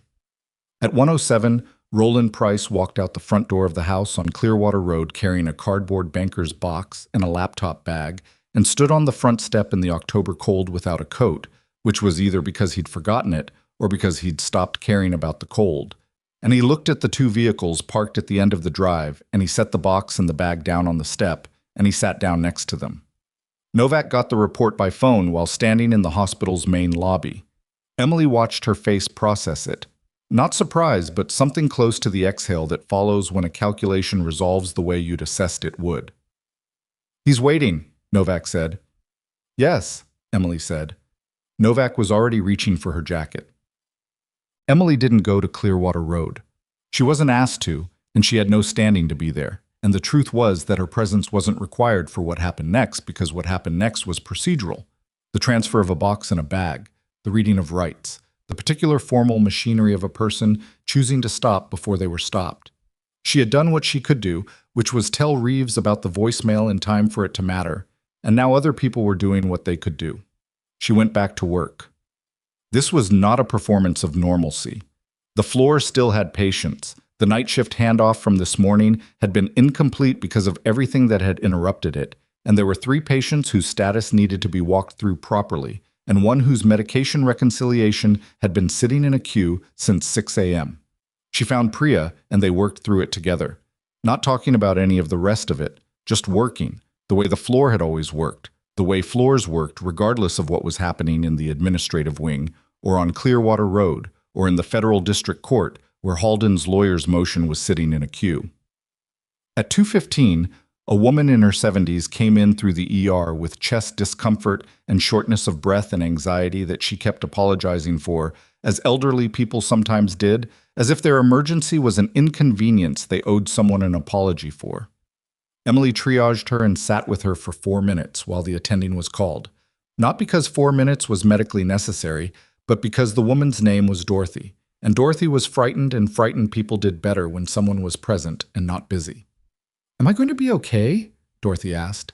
We're going to find out what's going on, Emily said, and then we're going to deal with it. That's what this place is for. Dorothy looked at her with the particular searching quality of someone who is trying to determine whether they're being reassured or told the truth. You're not just saying that. I don't just say things. Dorothy's hand, which had been gripping the bed rail, loosened slightly. Okay, she said. Okay. The attending came. Emily gave the handoff and went back to the station, and the floor kept moving, and the morning that had started at some indeterminate point before midnight and continued through handcuffs and voicemails and a code in the ICU and a banker's box on a front step kept resolving into ordinary afternoon. At 3:30, Novak called. The box, she said. Price had it. Emily was at the medication room and she stepped back into the corridor. What's in it? 18 months of communications between Derry, Halden, and two people in the licensing authority. Physical copies, some with handwritten annotations. Price had been keeping them for 4 years. A pause. Not as leverage, he says. He says he kept them because he was afraid, and keeping them felt like a way of not being completely trapped.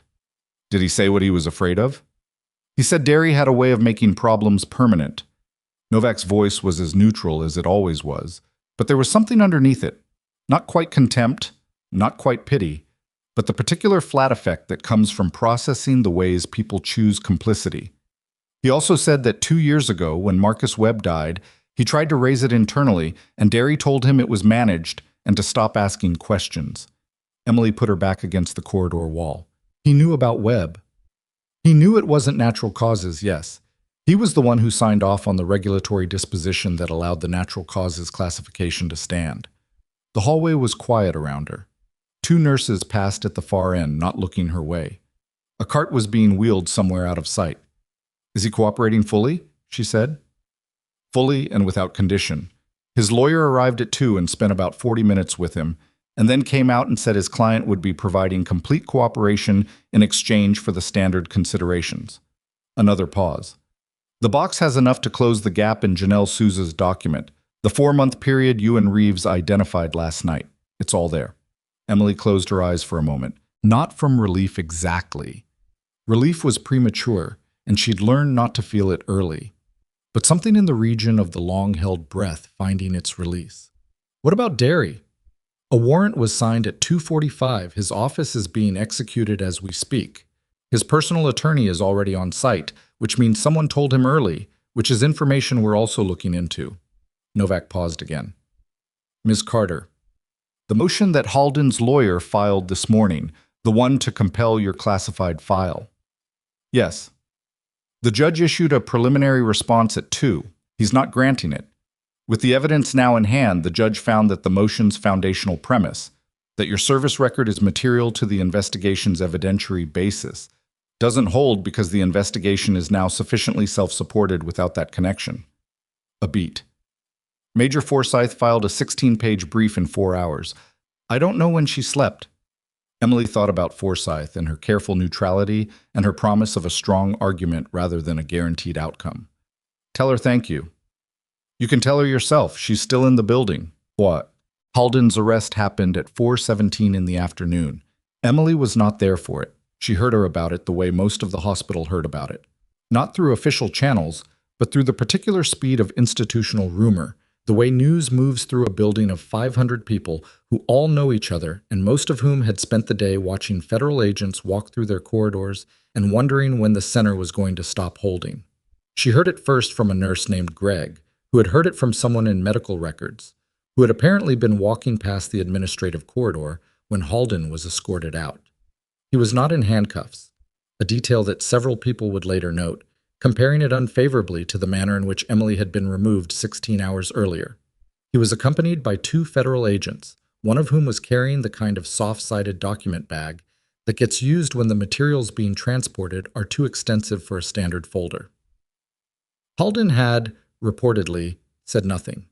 He had walked out of his own hospital with his jaw set and his face arranged in the expression of someone who had not yet decided whether to perform dignity or perform outrage, and had landed on a kind of vacancy that was neither. Voss was a different story.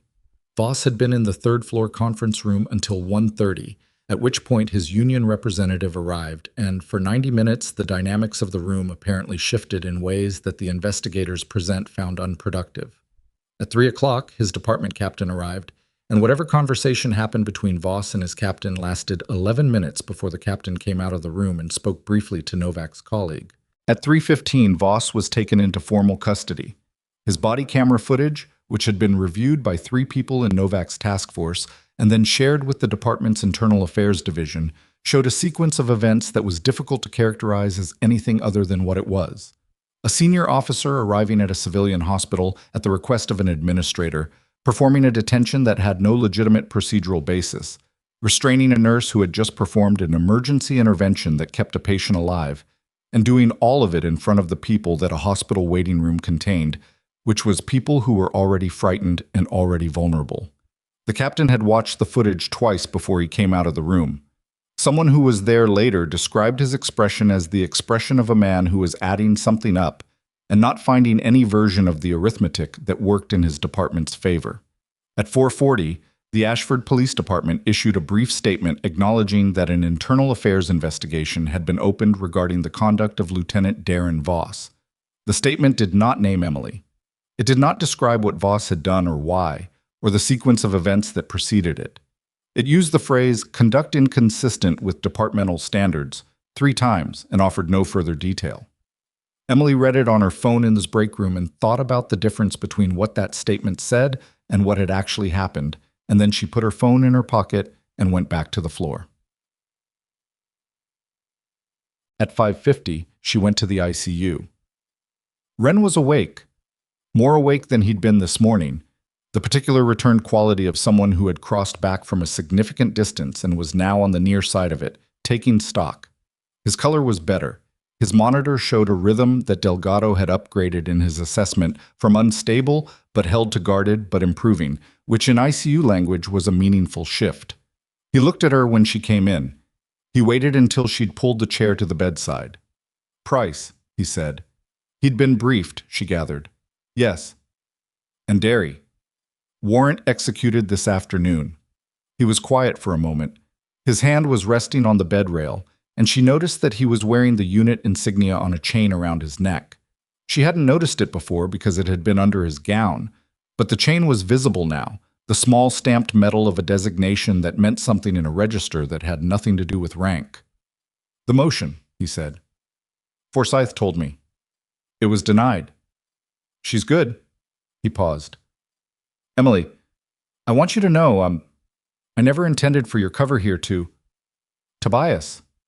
She said it with the same weight as this morning, the same redirect. "I know, and it doesn't matter now. It matters to me." "I know that too." She looked at him. "You came here because of a report about this hospital. You came because it was the right thing to do, and you got hit by a truck on a highway in Montana in the process, which I don't think was your plan." Something moved in his face. "No, that part wasn't the plan." "What was the plan?" "Come in quietly. Meet with Novak's contact. Get the investigation resourced properly. Leave before anyone knew I'd been here." He paused. "The truck was a complication. A significant one. I've had worse complications." He looked at her for a moment. "You still have the steadiest hands I've ever worked with." She didn't answer that. "I mean it. In the field. In that bay last night. The same." He shifted slightly. "The military has a position. If you ever—" "I'm a nurse at Redwood Regional," she said. "After everything that happened today, Redwood Regional is a different institution than it was yesterday. All the more reason it needs people who know what they're doing." He looked at her with the expression she remembered from briefings, the one that meant he had more to say and had decided not to say it yet. "Okay," he said. "For now." She stood. "I'll be back tomorrow morning." "I know you will." At 6:30, she was in the corridor outside the nurses' station when Novak found her. There was something different about Novak's bearing now. The investigation hour quality had been replaced by something that was not relaxed exactly, but settled. The way a person moved when the structure of a situation had clarified enough that they could operate in it with confidence rather than caution. "The box from Clearwater Road," Novak said. "Price has been walking us through it since 4 o'clock. The annotations are his. He wrote dates and names on the documents as he received them, which is both extraordinarily incriminating for the people involved and extraordinarily useful for us." "How far does it go?" "Further than the hospital." Novak paused. Derry used the hospital as a revenue mechanism. Halden inflated certain billing categories on the hospital's regulatory filings, the ones that determined the allocation of state healthcare infrastructure funding, and a portion of that funding was redirected through the holding company that owns the Clearwater Road property. It's been running for 4 years. We're looking at figures in the range of $2.3 million. Emily stood with that number for a moment. Diverted from healthcare infrastructure, ostensibly for facility upgrades and equipment. Some of it went to actual facility expenses, which makes the books look close enough to pass a standard audit. The rest went to Derry's holding company, which paid it out through a series of transactions to an LLC registered in Delaware. Novak's voice had the quality of someone reading from a document they'd memorized. That LLC's registered agent is the same legal firm that handled Marcus Webb's liability settlement. The architecture of it was not elegant exactly, but durable. Built to withstand ordinary scrutiny by making sure ordinary scrutiny never looked in the right place. It had run for 4 years because the people running it understood the gap between the appearance of compliance and its substance, and had spent considerable effort maintaining that appearance. Marcus Webb, Emily said. We're going to reopen the case, Novak said. His family will be contacted tomorrow. Emily nodded. It was not enough. There was no enough for Marcus Webb, but it was the thing that could be done. There's one more thing, Novak said. Emily looked at her. Derry. When his office was searched this afternoon, his staff were asked to account for his whereabouts. His chief of staff said Derry left his office at 9:50, about the same time Price arrived at his own office, and hasn't been contactable since. Novak's expression had the careful neutrality of someone delivering information whose implications they're monitoring closely. His vehicle is unaccounted for. He did not go home. His wife reported him as expected for dinner at 6, and he didn't arrive. He ran. He has a 12-mile head start on a warrant that was signed at 2:45. Novak paused. His passport was flagged at 1. He can't leave the country through standard channels. But Derry has resources and he's had hours. Emily processed this. The file that Price had, Derry's name is in it extensively. Extensively and in Derry's own handwriting in several places. Novak looked at her steadily. He knew the file existed. Price told us he knew. Derry had asked about it twice in the past 6 months, in language Price interpreted as pressure to destroy it. Derry knew Price still had it, and Derry knew Price made 3 phone calls this morning instead of destroying it. Novak let that sit for a moment. We're treating his disappearance as a flight risk and have notified federal authorities accordingly. But her phone buzzed. She looked at it. Something in her face shifted. Not dramatically, but enough. What? Emily said. Novak looked up from the phone. We just got a report from the perimeter team at Clearwater Road. She paused. Derry's vehicle has been identified. It was spotted on a road that runs adjacent to the Clearwater property. Emily understood immediately. He went for the file. The team is moving now. Novak was already walking. But if Derry got there before we had the perimeter fully set, was Price still at the property? Novak stopped walking. She looked at Emily with an expression that said the arithmetic had just shifted into a different register. Price is in federal custody, she said. He was transported at 2:30. She paused. There's no one at that property. Emily thought about Price's voice on the voicemail. Controlled, deliberate. The voice of a man who had decided to make sure someone knew where the file was before something happened that would prevent him from telling anyone. Price hadn't been afraid of investigators. He'd been afraid of Derry. The box, Emily said. The box that Price brought out and gave to the perimeter team. That was taken into evidence. Yes. Is there anything still in the house? Anything that Derry might believe is still there? Novak's hand was on her phone. I don't know. If Price kept the box as insurance, he might have kept a copy as insurance against the insurance. Emily looked at her. And if Derry knew about the box, he might know about a copy. Novak made the call. Emily stood in the corridor and listened to half of a conversation that was short and whose conclusion she could read in Novak's posture before Novak said another word to her. The settled quality that had characterized Novak's bearing in the past hour had shifted back to something more operational. The recalibration of a person who has learned that the situation has a room they hadn't finished searching. Novak ended the call. There's a secondary location in the house. A wall safe in the basement that Price mentioned during his walkthrough this afternoon, but characterized as empty. She looked at Emily. Price's account of the contents was that he'd moved everything into the box. But the safe exists, and Derry apparently knew about it, and Derry is at that property right now with the perimeter team still 4 minutes out. And if the safe has something in it, and Derry gets to it first, then the chain of evidence on a significant portion of the financial documentation has a vulnerability that his legal team will spend 2 years exploiting. She was already moving. Emily said, "Novak?" Novak looked back. "The perimeter team. Do they have authorization to enter the property?" "They will in about 90 seconds when I make a second call." "Then make the call on the way." Novak turned and walked fast toward the exit, and Emily stood in the corridor and understood that the part of this she could affect directly had just narrowed to its smallest point, and that the next 4 minutes would determine whether the architecture that Derry and Halden had spent 4 years building came down completely or left one load-bearing wall standing. Her phone buzzed. A text from a number she'd logged as Reeves, a short message. "Clearwater, now. Need a medical assessment on scene if situation becomes complicated." She stared at the text for 2 seconds. Then she went to find her jacket. She found her jacket in the break room where she'd left it 16 hours ago, which felt like a different era entirely. The jacket of a person who had arrived for a night shift and had not anticipated any of the things that had followed. The drive to Clearwater Road took 14 minutes. Reeves had sent a second text with an address, and she had it on her phone on the passenger seat of her own car, which she hadn't driven since Tuesday, and which started on the third try because the October cold had gotten into the battery, in the way October cold got into things in Montana when you left them sitting. She drove north on Route 12 with the heater running and the dark coming in fast the way it did at this latitude in late autumn, the sky going from gray to a darker gray to the particular pressed charcoal color that preceded full dark. And the road was empty enough that she could see headlights ahead and behind from a significant distance. She thought about what Reeves's text had meant by medical assessment on scene if situation becomes complicated. The phrasing was careful in the way that Reeves's phrasing was always careful, designed to be legible to her and not particularly legible to anyone else who might read it. A medical assessment became necessary when someone was injured. The degree of necessity scaled with the degree of injury.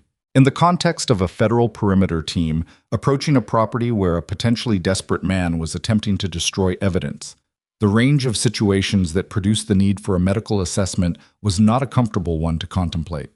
She drove faster. The Clearwater Road property was visible from a quarter-mile out because of the vehicles, 3 of them, federal plates, positioned at the end of the gravel drive with their lights running. A 4th vehicle, older, a dark blue SUV with a dented rear panel, was pulled half off the drive near the tree line in a way that said it had been stopped in a hurry rather than parked with intention. Derry's vehicle. She pulled in behind the federal vehicles and got out and identified herself to the agent at the perimeter, who had been told she was coming, and she was walked up the drive quickly and without ceremony.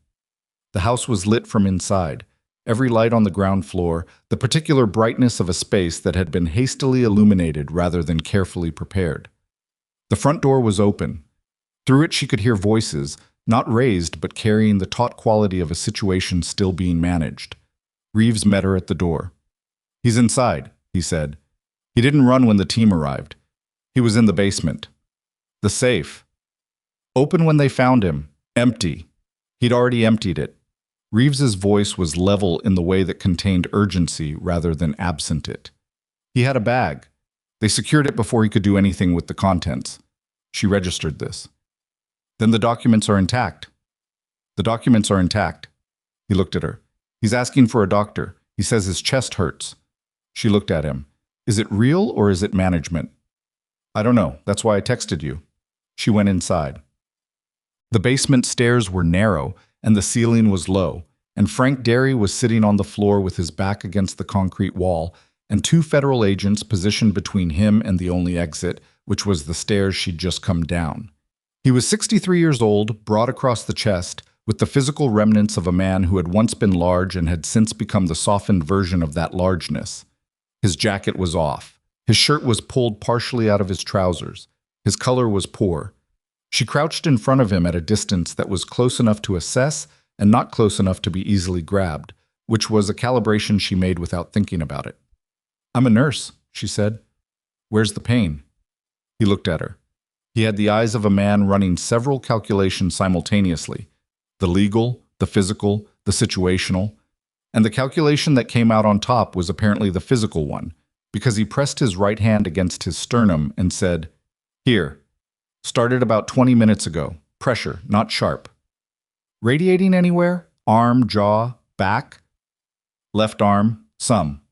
She turned to the agent nearest her. "I need my bag from my car. Blue duffel, back seat." She turned back to Derry. "Any history of cardiac issues?" "Hypertension. I'm on a beta blocker." "Which one?" "Metoprolol, 25 milligrams. Last dose." "This morning, 6:30. She put 2 fingers on his wrist. His pulse was elevated and slightly irregular in the way that stress physiology produced in a person whose cardiovascular system was already compromised, which was different from the irregularity that indicated an active event, but not comfortably different. His skin was cool and damp. I was breathing faster than he needed to be, but that could be anxiety and was probably partly anxiety and was also possibly partly something else. The agent came back with her duffel. She pulled an oximeter, put it on his finger. 94%, low normal, consistent with stress, or consistent with early compromise, not definitive either way. "I need an EKG," she said to Reeves, who was at the bottom of the stairs. "There's a portable in the second vehicle. I saw it when I came in." Reeves went back up. She looked at Derry. He was looking at her with an expression she couldn't fully characterize. Not guilt, not defiance, but something in the intersection of the two that was more complicated than either. A man who had been running a particular version of events in his head for 4 years and had arrived at a point where that version was no longer operative. "You're the nurse," he said. "The one from the hospital." "Yes." "The one they arrested." Briefly, he looked at the floor between them.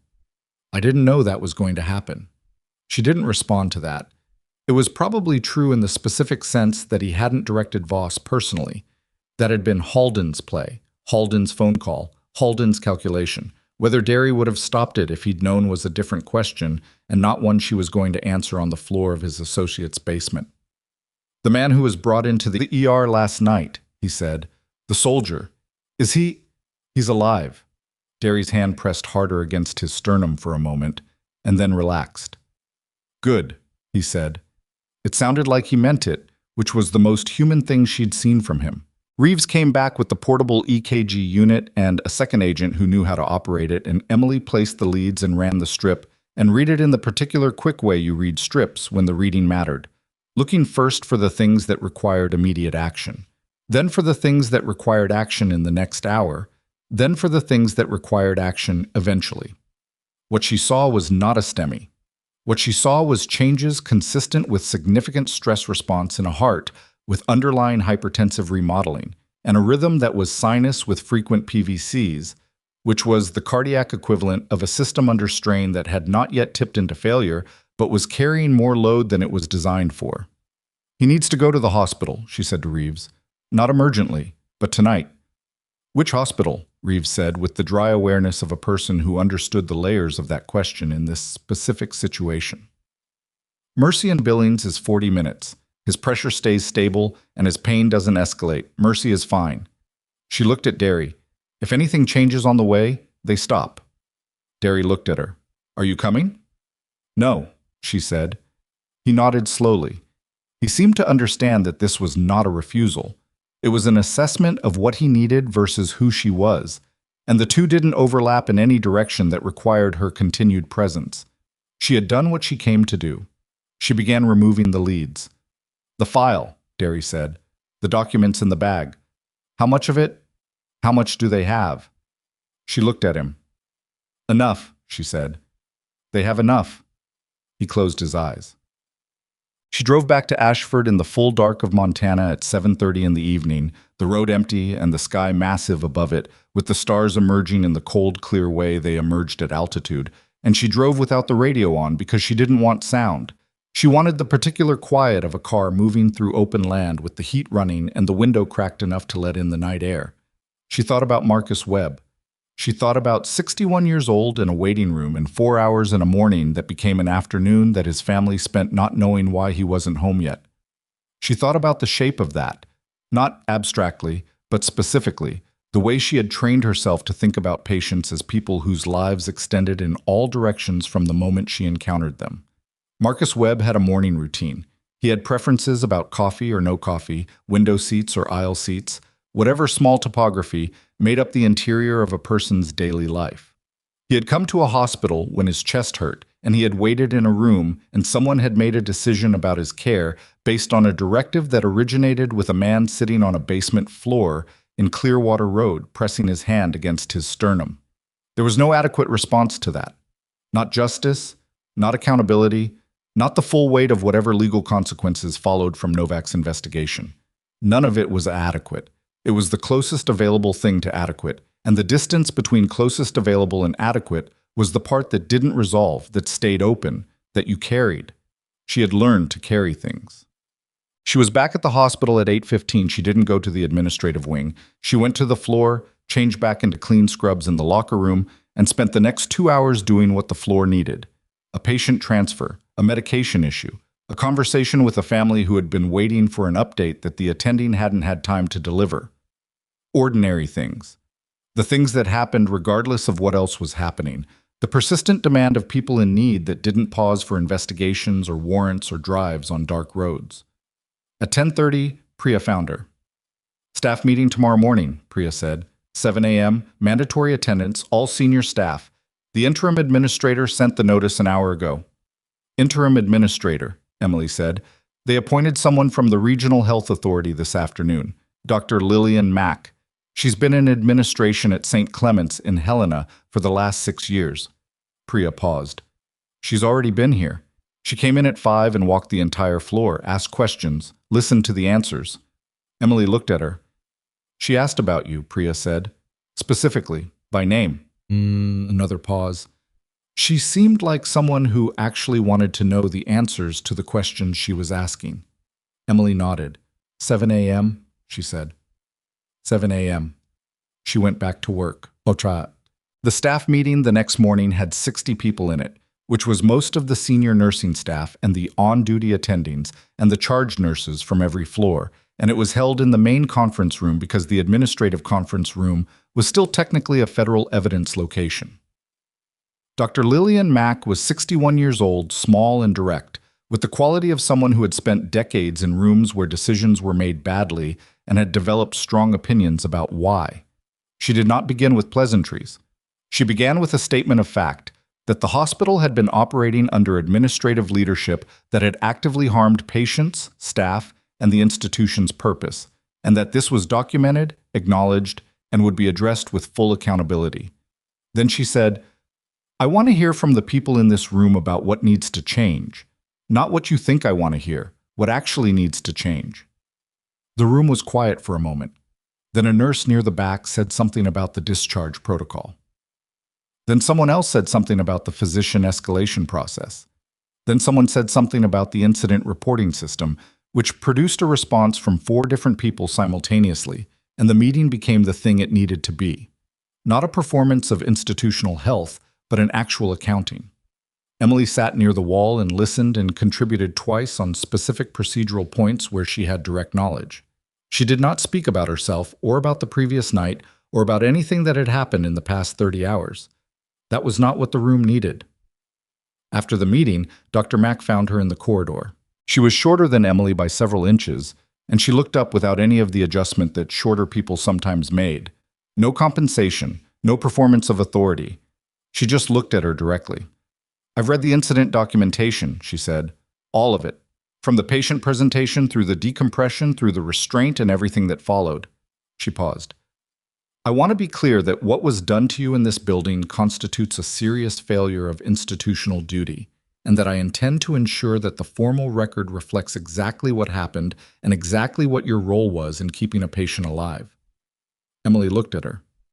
"The patient," she said. "That's the right focus. The patient and the nurse who saved him, yes." Mac's voice was direct without being performative. "I also want to be clear that I've been briefed on the scope of what you identified in this hospital over the past 14 months. The report you filed, the documentation, the risks you took to ensure it reached the right people. She paused again. I want to have a longer conversation with you at some point about what you've seen in this department and what you think it needs. Not today, but soon. I'll be here, Emily said. Mac nodded once and walked back down the corridor, and Emily watched her go and thought that the hospital was going to be different now. Not immediately, not perfectly, not without the long, slow work of institutional change that was never as clean as the moment that triggered it, but different in the direction it needed to go. 3 weeks later, Janelle Souza came back to Ashford. She drove in from Billings on a Tuesday morning, and she came directly to the hospital, and Emily met her in the lobby because Priya had texted to say she was there. She was younger than Emily had imagined from the document. Late 20s, with the particular physical quality of someone who had been under sustained stress for months, and was only now starting to emerge from the other side of it. She was also clearly nervous, standing in the lobby with a canvas bag over one shoulder, looking at the building with the expression of someone returning to a place they'd left badly. Emily walked across the lobby and extended her hand. Janelle shook it. Then, unexpectedly, she said, "I'm sorry I left." Emily looked at her. "You kept going after you left. That's not leaving." Janelle looked at the floor. "I should have. You did what you could from where you were." Emily said it plainly, not as consolation, but as fact. 31 pages. Without access. Without authority. That document is the reason the financial chain got broken in time to matter. Janelle was quiet for a moment. "Marcus Webb," she said. "His family was notified," Emily said. "The case is being reopened. His daughter is working with the task force."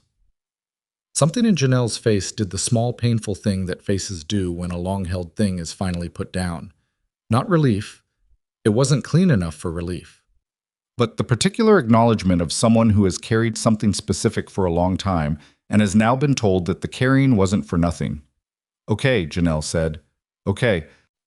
They stood in the lobby for a moment, the two of them, in the building where one had worked and one had stopped working, in the aftermath of something neither of them had entirely chosen and both of them had seen through. "Are you coming back?" Emily asked. "To nursing." "I don't know yet." Janelle looked around the lobby. "Maybe. Dr. Mack's office called me last week. She wants to talk." "You should talk to her." "Yeah." A pause. "What about you? Are you staying?" Emily thought about Ren's question in the ICU. The military has a position, and about the way she'd answered it, and the way he'd said for now, and what that exchange had meant in the space between what was said and what wasn't.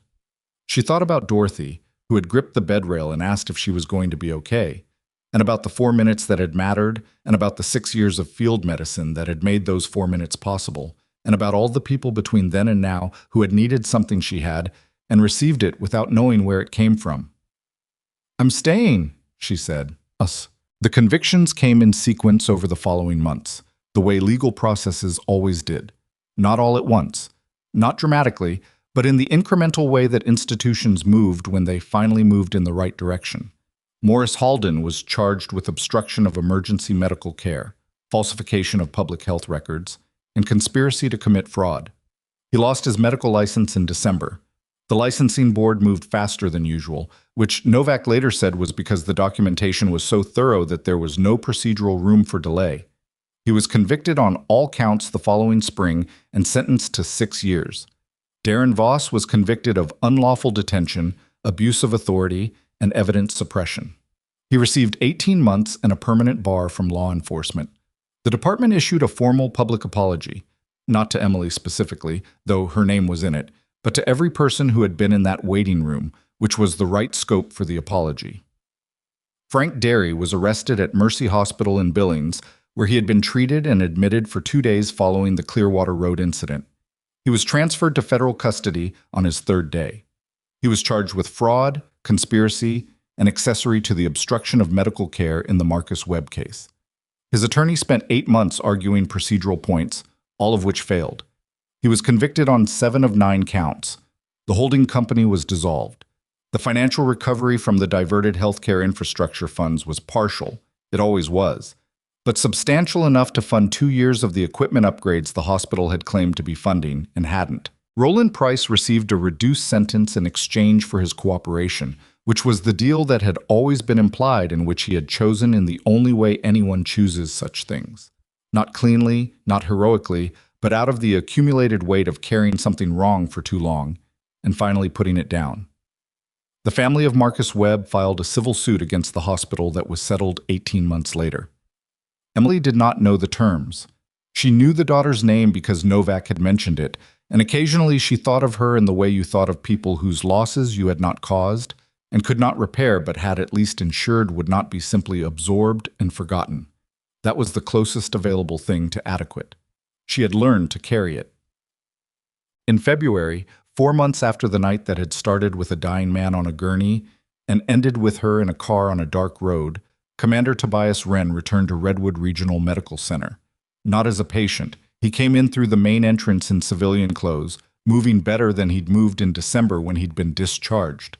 Still cautious, still with the slight quality of a man monitoring his own body for information, but upright and deliberate, and with the presence she remembered from before he'd been a man on a gurney. He found her on the floor. She was reviewing charts at the nurse's station. He stood across the counter from her and waited until she looked up. "You look better," she said. "Cardiothoracic cleared me last week." He paused. "I wanted to come in person." "You didn't have to." "I know." He put something on the counter. A folded letter, official header, the particular weight of paper that government correspondents used. "You're not required to respond to this. It's not a summons. It's not an obligation." He paused again. "It's an offer." She looked at the letter without picking it up. "What kind of offer?" "The unit is developing a civilian medical liaison program, training combat medics in expanded clinical protocols, working between military medical facilities and civilian trauma departments." He met her eyes. "The position involves travel, some of it significant, and it involves this hospital, specifically this ER, as one of the anchor civilian sites." She looked at him. "You designed a program around a hospital." "I designed a program around a set of needs. The hospital fits them." A beat. "You fit them." She picked up the letter. She read the first paragraph, which was enough to understand the scope, and then she put it down. "I'd stay here," she said. "I'd keep my position here." "Yes, the program runs alongside your existing role. It's additive, not replacement."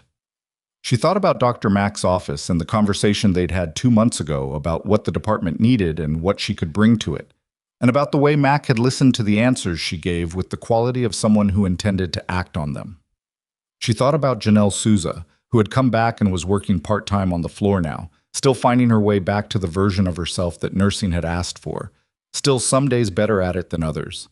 She thought about the 6 years she'd spent in places that didn't exist, doing work that wouldn't be acknowledged, keeping people alive in conditions that weren't designed for it. She had not expected to use that experience again in any formal sense. She had packed it away the way you packed away things that were finished, not because they were bad, but because their time was complete. Maybe she'd been wrong about the time being complete. Maybe it had just been waiting for the right shape. "I'll read the full letter tonight," she said. Wren looked at her. Something in his face said that he understood what that meant and what it didn't mean, and that he was content with the distinction. "That's all I'm asking." He left the way he'd come in, through the main entrance, in civilian clothes, without ceremony. She watched him go, and then she looked back at her charts, and the floor resumed its ordinary motion around her. Monitors, footsteps, a phone ringing at the far end of the station, Priya asking someone a question she didn't catch. The letter sat on the counter. She put it in her jacket pocket and kept working. That evening, she sat in her car in the hospital parking lot for a few minutes before driving home. Not because she was tired, not because she needed the pause, just because the parking lot had been the place where certain things had begun, and she found herself wanting to sit in it quietly for a moment and account for what had changed. The night she'd been walked out in handcuffs, she had stood in this lot and looked up at a military helicopter and felt the particular quality of a situation that was about to become something larger than it appeared. She had not known exactly what was coming. She had known only that the shape of things was shifting and that she intended to be present for whatever the shift produced.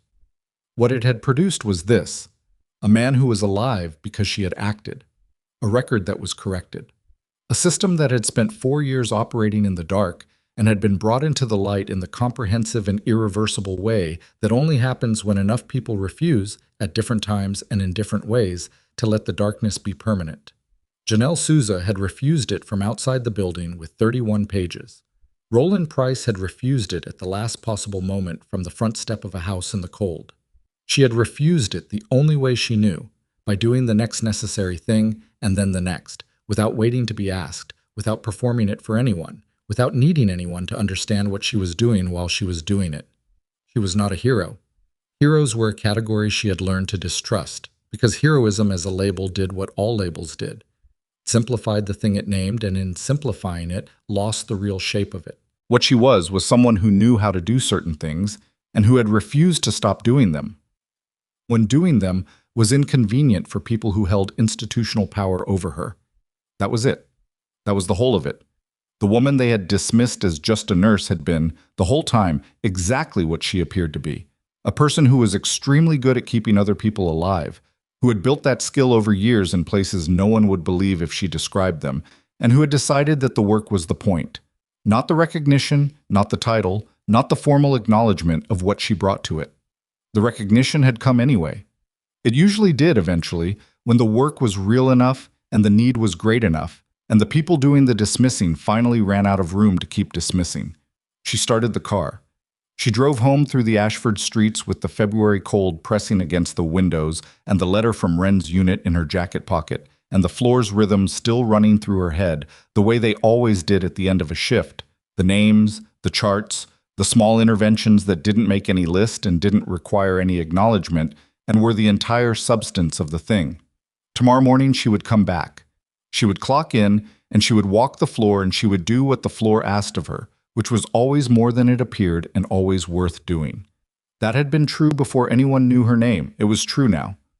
It would be true after this particular story faded into the background of the hospital's ongoing life and became simply one of the things that had happened here. One of the moments when the structure had cracked and the people inside it had had to decide what they were made of. She had decided a long time ago. She just hadn't had to show anyone until now. There's a kind of strength that doesn't announce itself. It doesn't arrive with ceremony or demand to be witnessed. It shows up for work. It stays when leaving would be easier.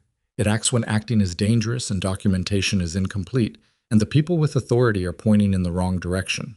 It carries the weight of what it knows without performing the carrying. You will meet people like this.